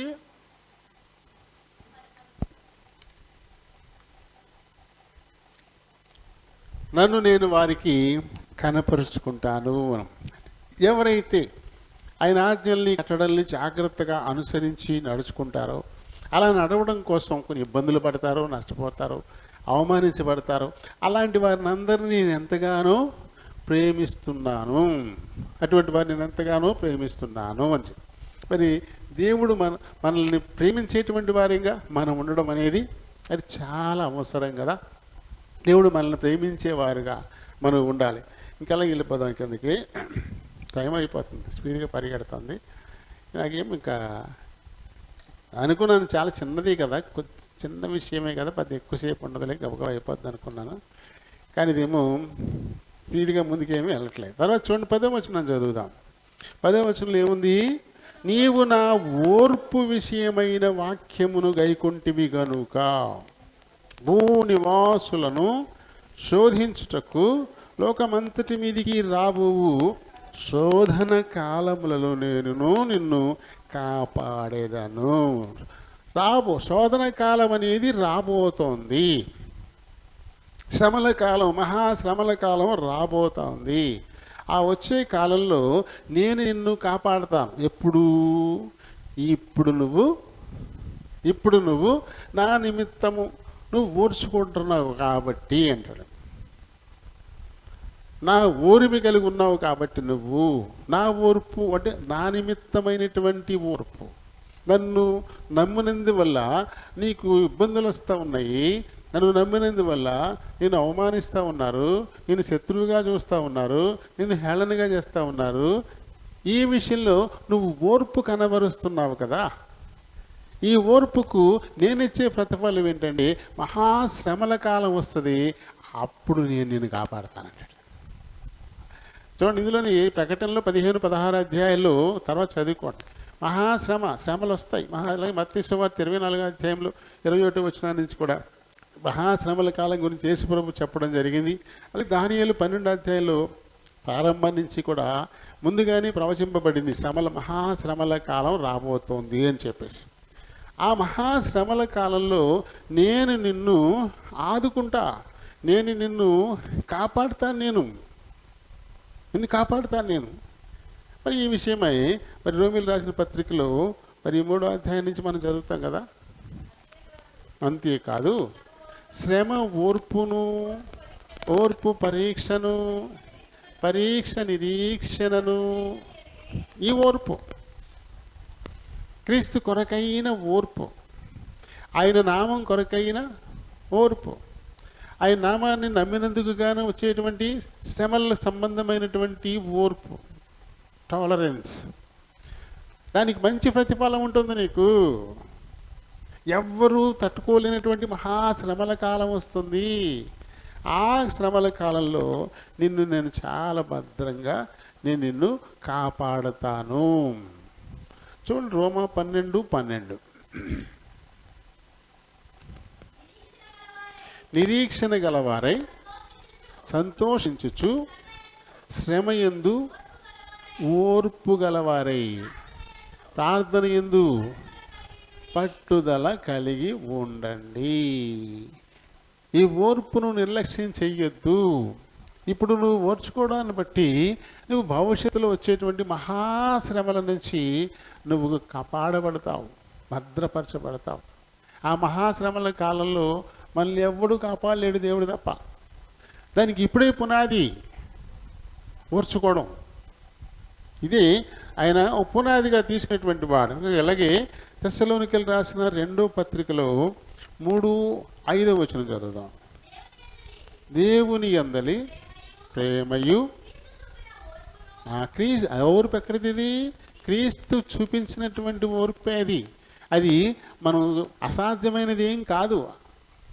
ఆయన మానవ మాత్రుడుగా మానవ దేహంలో ఉండి ఆయన ఓర్చుకొని చూపించాడు.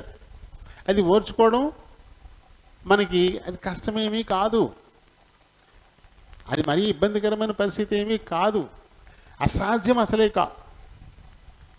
సెఫన్ మరి నమ్మిన దాన్ని బట్టి సెఫన్ని సమాజం అంతా కూడా రాళ్లతో కొట్టి చంపారు. ఆయన అలా ఓర్చుకుంటూనే ఈ నేరం వారి మీద మోపొద్దు అని చెప్పి చనిపోయాడు. ఈ నేరం వారి మీద మోపొద్దు. అలా అపొస్తలులందరూ కూడా ఓర్చుకుని ఈ దేహాన్ని విడిచిపెట్టిపోయినటువంటి వారు కనుక ఇది సాధ్యమే. ఇలా ఓర్చుకోవడం అనేది సాధ్యమే అంటారు. కాబట్టి ఈ ఓర్పును మనం కలిగి ఉండాల్సిందే, టాలరెన్స్ తప్పదు. ఎందుకంటే ఖచ్చితంగా మరి సతాను సమాజం, అబద్ధమాడు వారి సమాజం అని చెప్పేసి ఏదైతే చెప్పబడిందో వాళ్ళు అధికులై ఉన్నారు కాబట్టి వారు ఖచ్చితంగా మనల్ని బాధిస్తారు, హేళన చేస్తారు, అవమానపరుస్తారు. ఏం చేసినా ఈ లోకంలో ఈ శరీరానికే. ఈ కాలం కొద్ది కాలం, దేవుని దృష్టికి కొన్ని గంటలు మాత్రమే. కానీ దీని ఫలితమైతే యుగ యుగాలు కూడా దేవునితో పాటు సంతోషంగా ఆనందం, యుగ యుగాలు కూడా. 90 ఏళ్ళు బతకడం కోసం చేతి మీద వచ్చిన పుండును కోయించుకోవా? చేతి మీద ఏదో పుండు వచ్చింది, ఆపరేషన్ చేయాలి, కోస్తే రక్తం వస్తుంది, మంటెత్తిపోద్ది బాబోయ్ అని చెప్పేసి నువ్వు మానేస్తే అది సెప్టిక్ అయి చచ్చిపోవచ్చు. అలా కాదు, నేను 80 ఏళ్ళు బతకాలి కాబట్టి ఈ బాధ నేను తట్టుకుంటాను, కోసేయి, పిండేయి, కుట్లేసేయి అని చెప్పి మనం చెయ్య. కొద్ది నిమిషాలు, ఈ కొద్ది నిమిషాలు తట్టుకోగలిగితే కొన్ని సంవత్సరాలు మనం హ్యాపీగా బతుకుతాం. ఇది తెలుసు కదా, ఈ సూత్రం మనకు తెలుసు కదా. అలాగే ఈ లోకంలో ఉన్న కొద్ది కాలం పాటు శ్రమలు వీటిని కనుక మనం ఓర్చుకోగలిగితే యుగ యుగాలు దేవునితో నిత్యము ఆనందమే, సంతోషమే అని చెప్పి. మరి దానికోసం ఈ లోకంలో ఉన్న అవమానాలను మనం సహించలేమా? దయచేసి అబద్ధమాడు వారి గుంపులో మనం ఉండొద్దు, అబద్ధమాడు వారి సమాజంలో మనం ఉండొద్దు. విశ్వాసులు కాకయే విశ్వాసులమని చెప్పుకునేటువంటి అబద్ధమాడు వారి గుంపు అంటున్నాడు ఆయన. విశ్వాసికి తగినట్టు మనం జీవించాలి. మారు మనసుకు తగినటువంటి ఫలాలు మనలో కనపడాలి. అవి లేని రోజున ఈ లోకంలో ఏదో హ్యాపీగా వెళ్ళిపోతామేమో, తర్వాత యుగ యుగాలు నరక యాతన, అగ్ని ఆరదు, పురుగు చావదు. ఆలోచించుకోండి. ఈ లోకంతో రాజీ పడిపోయి ఈ లోకం ఏదో అంటదని చెప్పేసి ఒకవేళ వేషాలు వేస్తున్నామేమో, మనం వేషగాళ్ళుగా ఉండిపోతున్నామేమో. అటువంటి వారికి ఆయన పెట్టిన పేరు అబద్ధికుల సమాజం. అది సాతాను సంతతి. సాతానుకు దాని సంతతికి పాతాళం సిద్ధం చేయబడింది. అక్కడ యుగ యుగాలు మంట, ఏడుపు, అక్కడ అగ్ని ఆరదు, పురుగు సావదు కదా. దీన్ని ఆలోచించాలి. ఆ మహాశ్రమలో నువ్వు పడకుండా ఉండాలండి. ఇప్పుడు ఖచ్చితంగా ఈ కొద్దిపాటి నువ్వు ఓర్చుకునే తీరాలి, ఓర్చుకునే తీరాలి. నా ఓర్పు నిమిత్తమది, నా ఓర్పే. నేను ఓర్చుకున్నాను. నన్ను ఎంతగా బాధించారు. నేను పరలోకం నుంచి దిగి వస్తే నన్ను దెయ్యాల గురువు అన్నారు. నన్ను చనిపోయిన వాళ్ళు బతికిస్తూ ఉంటే దెయ్యాల వాళ్ళే బతికిస్తున్నారు అన్నారు. నన్ను ఎంత హేళన చేశారు నన్ను కదా. నన్ను చాలా అవమానపరిచారు. ఊదా వస్త్రం వేసి రెల్లిచ్చి నన్ను రాజని నన్ను హేళన చేశారు. నా ముందు మోకరిల్లారు, అవమానపరిచారు, నన్ను ముసుగేసి గుద్దారు. చెప్పు ఎవరు గుద్దారు అన్నారు నన్ను. యేసుప్రభు చెబుతున్నాం, ఆయన అలా చేశారు. ఆయన్ని చాలా అవమానించారు. ఎంత ఓర్చుకున్నాడు ఆయన. అదే ఓర్పు, నా ఓర్పు నిమిత్తం నా వలే నువ్వు ఓర్చుకుంటే మహాశ్రమల కాలంలో నేను నిన్ను తప్పిస్తాను, నేను నిన్ను కాపాడుతాను. ఇప్పుడు ఓర్చుకోకపోతే, రాజీ పడిపోతే ఎందులో పడతాం? ఇప్పుడు మహాశ్రమల్లో పడతాం. అప్పుడు ఎవరు కాపాడతారు మనల్ని? అది పాతాళాన్ని తీసుకెళ్ళిపోతుంది కదా. కాబట్టి తాత్కాలికంగా మనుషులు ఏదో అంటారని చెప్పేసి మన విశ్వాసాన్ని మనం చాటుకోకపోవడం. అనేవాళ్ళు ఎప్పుడో అంటారు, ఎన్నాళ్ళు దాక్కుంటావు, ఎన్నాళ్ళు కప్పెట్టుకుంటావు, నేను వాళ్ళు కనపడకుండా తెలియకుండా మనుషులకు భయపడి నేను ఎరుగుదును అంటున్నాడు ఆయన. నువ్వు మనుషులకు భయపడుతున్నావా, ఆయనకి భయపడుతున్నావా? ఆయన ఎరుగుదుడు. దాచిపెట్టలేవు. ఎవరి కోసం మరి? ఈ జీవిత కాలం మట్టికే మనం దేవుణ్ణి నమ్ముకుంటే మనకంటే దౌర్భాగ్యులు ఉండరు. ఈ జీవిత కాలంలో సంతోషం, ఆనందం, దీనికోసం, ధన సంపాదన కోసం, మెప్పు కోసం బతికితే, ఆశీర్వాదాలు వీటి కోసం నువ్వు బతికితే ఎంతకాలం ఉండేది ఈ లోకంలో? మనం ఈ భూమి గతించిపోతే దీని ఆశ మొత్తం అంతా గతించిపోతే దీని కొత్త భూమి, కొత్త ఆకాశాన్ని సృజిస్తానంటాడు. ఇదే నిలబడదు, దీనికే లేదు. ఈ భూమి రూపురేఖలు మారిపోతాయి. ఈ భూమి ఇక్కడికే పరలోకం వచ్చేస్తుంది, పాతాళం లోపల ఉంటుంది. కొత్త భూమి, ఈ భూమి కాదు, కొత్త భూమి, కొత్త ఆకాశం అంటాడు. మార్చేస్తాడు దీన్ని. పరలోకం అంటే మనం ఎక్కడికో వెళ్ళిపోయి ఆయన ఇక్కడికి వస్తాడుగా. ఇక్కడికి వచ్చి లేపుతాడు అందరినీ. మహాప్రభావంతో ఇక్కడికే వస్తాడు, భూమి మీదకే వస్తాడు. అప్పటికే ఆయన దగ్గరికి వెళ్ళిపోయిన వాళ్ళని వెంట పెట్టుకుని ఆయన ఎందుండే మృతి పొందిన వాళ్ళందరినీ, ఆయన అందరూ ఉండకుండా మృతి పొందిన వాళ్ళని కూడా లేపుతాడు, అందరినీ లేపుతాడు. వీళ్ళందరికీ తీర్పు జరుగుతుంది. ఎక్కడికో ఏం లేదు, కొత్త భూమి, కొత్త ఆకాశం. మనకు ఒక కొత్త పేరు కూడా ఇస్తాడంటే ఆయన. కొత్త పట్టణం కిందకు వస్తుంది. కిందకు వచ్చే కొద్దీ ఆ విషయాలు మనకి కనబడతాయి. వెళ్ళిపోదాం స్పీడ్గా, టైం అయిపోతుంది. 11:12 ఆరాధన చేయాలి, పర్లేదు కదా. మనం కిందకు వచ్చేద్దాం. 12వ వచనంలో ఏమన్నాడంటే ఈయన, జయించు వానిని నా దేవుని ఆలయములో ఒక స్తంభముగా చేసేదాను. మనలందరినీ ఎవరైతే గెలుస్తారో, ఎవరైతే ఆయన కొరకు ఓర్చుకుని శ్రమలు సహించి నిన్ను ఎరుగుదును అని చెప్తారో, అలాంటి వారందరూ కూడా దేవుని ఇంట్లో స్తంభాలుగా మారిపోతారండి. ఎప్పటికీ ఉండిపోయి ఈ స్తంభం తీస్తారా? ఈ స్తంభం తీసేస్తే ఏమవుతుంది? కూలిపోతుంది. కాబట్టి ఇవి ఎవరికి ఇట్లా ముట్టుకొని ఈ స్తంభాలు తీరు ఇలా ఉండాలండి.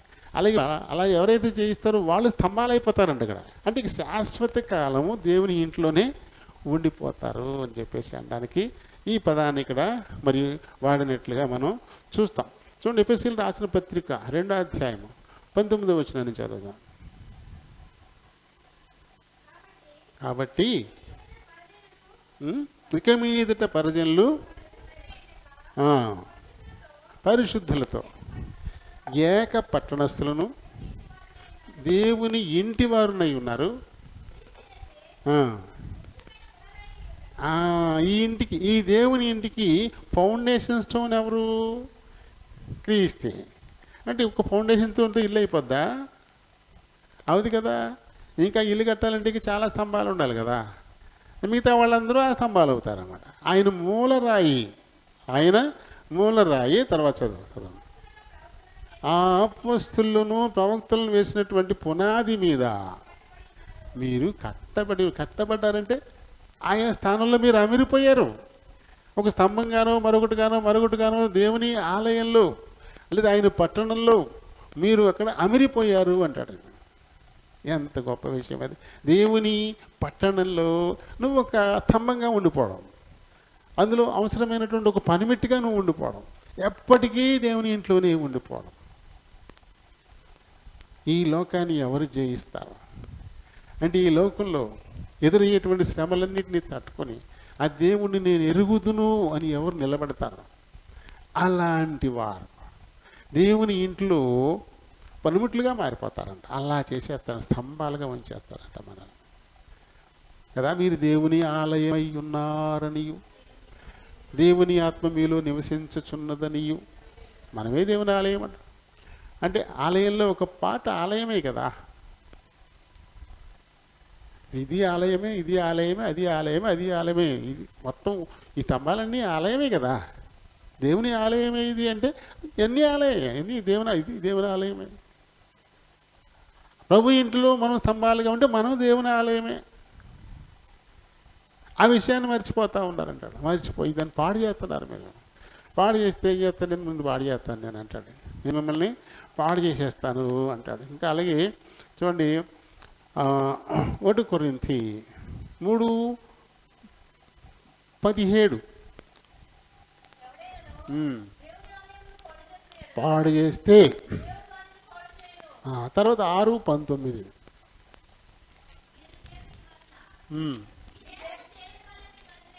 మీ దేహము దేవుని వల్ల మీకు అనుగ్రహింపబడి మీలో ఉన్న పరిశుద్ధాత్మకు ఆలయమై ఉన్నదని మీరు ఎరుగరా. మీరు మీ సొత్తు కాదు. ఆ కొనుక్కుని తీసుకొచ్చి దేవుడు అందులో పెట్టుకున్నాడు. నేను తీసుకెళ్ళి అందులో ఆయన రక్తంతో కొనుక్కుని తీసుకెళ్ళి నన్ను అందులో పెట్టాడు. ఆయన ఆలయంలో పెట్టేశాడు. ఇంకా మీరు మీ సొత్తు ఎలా అవుతారు? మిమ్మల్ని విలువ పెట్టి కొని ఆయన ఆలయంలో ఒక స్థానంలో నేను ఉంచేశాడు. నిన్ను ఆలయంగా మార్చేశాడు. ఇప్పుడు ఇటంటే మనం ఇక్కడే పోసుకుంటున్నాం కానీ ఈ స్తంభాలు పోసేసినవి ఉంటాయి. అవి పట్టుకొచ్చి నిలబెట్టి కట్టుకోవట్లా. ఈ స్తంభాలు ఇక్కడే పోసాం. అలాగే అక్కడ కొన్ని ఏం చేస్తారు, బయట పోసేసిన స్తంభాలు డబ్బు పెట్టి కొని తెచ్చుకుని పెట్టీలు కడతారు. ఆ ఇంట్లో చేరిపోతుంది. అది విలువ పెట్టి కొనబడింది అది కదా. అలాగే మనం కూడా విలువ పెట్టి కొనబడిన వారం. ఆయన రక్తంతో, విలువైన క్రీస్తు రక్తం చేత కొనబడిన వారం. కొని దేవుని ఇంట్లో మనల్ని పెడుతున్నాడు అని తీసుకొచ్చి. కాబట్టి ఆ ఇంట్లో ఉన్న ప్రతి వారు కూడా ఆ ఇంటిని మహిమపరచడానికే ఉండాలి. దాన్ని పాడు చేయడానికి మనం ఉండనే కూడదు. ఇంకా ఇందులో కిందకి వస్తే చూడండి ఏమన్నాడంటే ఆయన, మరియు నా దేవుని పేరును పరలోకములో నా దేవుని యొద్ద నుండి దిగువచ్చుచున్న నూతనమైన యెరూషలేమును, నా దేవుని పట్టణపు పేరును, నా క్రొత్త పేరును వాని మీద రాసేదను. 3 పేర్లు ఇస్తారట మనకి, ఒకటి కాదు 3 పేర్లు మనకి ఇస్తారంటాడు కదా. ఒకటి ఏంటి? దేవుని పేరు. దేవుని పేరు మన మీద రాయబడిందంటే మనం దేవుని సొత్తు. దేవుని పేరు మన మీద రాయబడింది, దేవుని సొత్తు. ఆ తర్వాత ఇంకొకటి ఏంటి, ఆ దేవుని పట్టణం పేరు. ఏ పట్టణానికి మనం చెందిన ఐడెంటిఫికేషన్, మనం ఏ పట్టణానికి చెందిన వాళ్ళము ఆ పేరు కూడా, ఆ పేరు కూడా. ఇంకా తర్వాత కొత్త పేరు పెడతానంటాడు ఆయన కదా, కొత్త పేరు, నా కొత్త పేరును, నా కొత్త పేరును. చూడండి ప్రకటన 19:12. ఆయన నేత్రములు అగ్ని జ్వాలల వంటివి, ఆయన శిరస్సుపై అనేక కిరీటాలు ఉన్నాయి, రాయబడిన ఒక నామము, అది ఆ పేరు. ఆయనకు ఒక పేరు రాయబడిందంట, అనేక కిరీటాలు ఉన్నాయి తల మీద. ఒక కొత్త పేరు ఆయనకు వచ్చింది అక్కడ. ఆ కొత్త పేరు మనకి ఇచ్చేస్తారంట, 3వ పేరు. 3 రకాలైనటువంటి పేర్లు మనకి, మన ఐడెంటిఫికేషన్ అది, ఐడెంటిఫికేషన్ అది. మనకు ఆ దేవుని పేరు మన మీద ఉండే, మనం ఏ పట్టణానికి చెందిన వారమో ఆ పేరు మన మీద ఉండే. అలాగే క్రీస్తుకు చెందిన వారము అనడానికి ఐడెంటిఫికేషన్గా ఆయన కొత్త పేరు కూడా మనకిచ్చారు. ఎందుకంటే ఆయన మనల్ని ప్రేమిస్తున్నాడు కాబట్టి, ఆయన మనల్ని ప్రేమిస్తున్నాడు కాబట్టి. నేను నిన్ను ప్రేమిస్తా ఉన్నాను, నిన్ను ప్రేమిస్తా ఉన్నాను. ఎందుకు ప్రేమిస్తున్నానంటే, నన్ను ఎరగనని నువ్వు అనలే. నువ్వు చిన్నగా ఉన్నా, నీ బలం చాలకపోయినా, నువ్వు అవమానాలు సహిస్తూ ఉన్నా, ఇబ్బందులు పడతా ఉన్నా, నష్టపోతా ఉన్నా సరే, ఈ పరిస్థితులను ఎదుర్కొంటూ కూడా నన్ను నువ్వు ఎరగను అని నువ్వు అనలేదు. ఎరుగుదనను నువ్వు, కాబట్టే ఇదంతా చేస్తాను. ఎవరైతే నిన్ను బాధించారో, ఎవరైతే నిన్ను అవమానించారో, ఎవరైతే వాళ్ళు నిజ క్రైస్తవులుగా ఉండకుండా, విశ్వాసులుగా ఉండకుండా విశ్వాసులమని చెప్పుకుంటూ ఉన్నటువంటి వారు ఉన్నారు, లేకపోతే ఇంకా ఇతర అన్య జనాంగం ఉన్నారు, వారందరినీ తీసుకొచ్చి నీ పాదాల దగ్గర నేను పడేస్తా, నిన్ను మహిమపరుస్తా, దేవుని పేరు నీకు ఇస్తా, పరిశుద్ధ పట్టణం పేరు నీకు పెడతా. వీటన్నిటికంటే మీకు నా కొత్త పేరు, నా కొత్త పేరు కూడా నీకు ఇస్తా అని చెప్పేసి నీ వాగ్దానాలు దేవుడు మనకి ఇచ్చే కదా. మరి ఇప్పుడైనా ఆయన నన్ను ఎరుగుదుడు, నా క్రియలు ఆయనకి తెలుసు, ఆయనకి నచ్చనివి ఏమున్నాయో ఆయనకి దాచపడలేదు అవన్నీ కూడా. ఇప్పుడే వాటిని నేను సరి చేసుకుంటాను, నా కోసం ఇంత చేస్తానన్నటువంటి ఆయన కోసం కొంచెం చేయలేనా, నన్ను నేను దిద్దుకోలేనా, ఒక నిజ క్రైస్తవుడిగా నేను ఉండలేనా, నిజ క్రైస్తవుడిగా శ్రమలు సహించి ఆయన నేను ఎరుగుదును అని నేను చెప్పలేనా?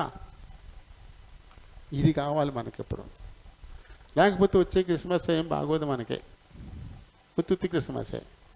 ఎప్పుడు నిజమైన క్రిస్మస్, దేవుని పేరు నీకు పెట్టబడితే నిజమైన క్రిస్మస్, ఆయన పరిశుద్ధ పట్టణానికి చెందినవాడు అనే పేరు నీకు పెట్టబడితే నిజమైన క్రిస్మస్. ఆ క్రీస్తు, ఆ క్రొత్త పేరు అది నీకు పెడితే అప్పుడే నీకు నిజమైన క్రిస్మస్. లేకపోతే కొత్త బట్టలు కొనుక్కుంటే క్రిస్మస్ అయిపోదు. పాముకోడు నాటుకోడు తెచ్చుకొని బిర్యానీ చేసుకుంటే, కాబట్టి మటన్ బిర్యానీ కూడా చేసుకుంటారులే, అప్పుడు కూడా క్రిస్మస్గా ఉండదు. నిజ క్రిస్మస్ నీకు రావాలి అంటే ఆయన ఇస్తానన్న పేర్లు నీకు కావాలి. నువ్వు దేవునికి చెందినవాడు అనే పేరు కావాలి, ఆయన పరిశుద్ధ పట్టణానికి చెందినవాడు అనే పేరు కావాలి. అందుకంటే మంచి నాతో పాటు ఏలనెత్తును అన్నాడు చూసారా, అది ఆయన కొత్త పేరు పెట్టిన వాళ్ళే ఏళ్తారు, ఆయన కొత్త పేరు కూడా పెడతానంటున్నాడు కదా. కాబట్టి మరొకసారి ఇంటికి వెళ్ళిన తర్వాత ఈ వచనాలను చాలా జాగ్రత్తగా మళ్ళీ జాగ్రత్తగా చదువుకోండి.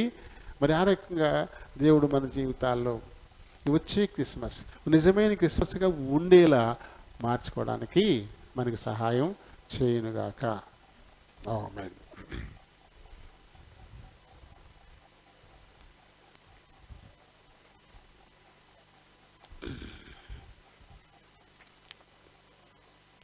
ప్రేమ కలిగిన మా ప్రియ పరలోకపు తండ్రి, వందనాలు, స్తోత్రాలు. ఇంతవరకు మా మధ్య నుండి ప్రకటన 3వ అధ్యాయము 7 నుంచి 13 వచనాల ద్వారా మాకు నేర్పించిన సత్యాలను బట్టి హృదయపూర్వకంగా మిమ్మల్ని స్తుతిస్తూ ఘనపరుస్తున్నాను. విన్న ఈ మాటలు మా ప్రియులు తమ హృదయాల్లో భద్రపరుచుకొని ఆ ప్రకారంగా నడుచుకోవడం ద్వారా ఆయన వచ్చే క్రిస్మస్ వారి జీవితాల్లో ఒక నిజమైన, ఒక మహిమ కలిగిన, సంతోషకరమైన క్రిస్మస్గా ఉండడానికై తమను తాము సిద్ధపరచుకోవడానికి సహాయం చేయండి. ఇప్పుడు ఆరాధించిపోతున్నారు, మీరు ఆత్మయ్య ఉన్నారు కనుక ఆత్మతో సత్యంతో ఆరాధించలాగా సహాయం చేయమని ప్రభువే యేసు నామమున అడిగి వేడుకుంటున్నాను మా పరమ తండ్రి. ఆమేన్.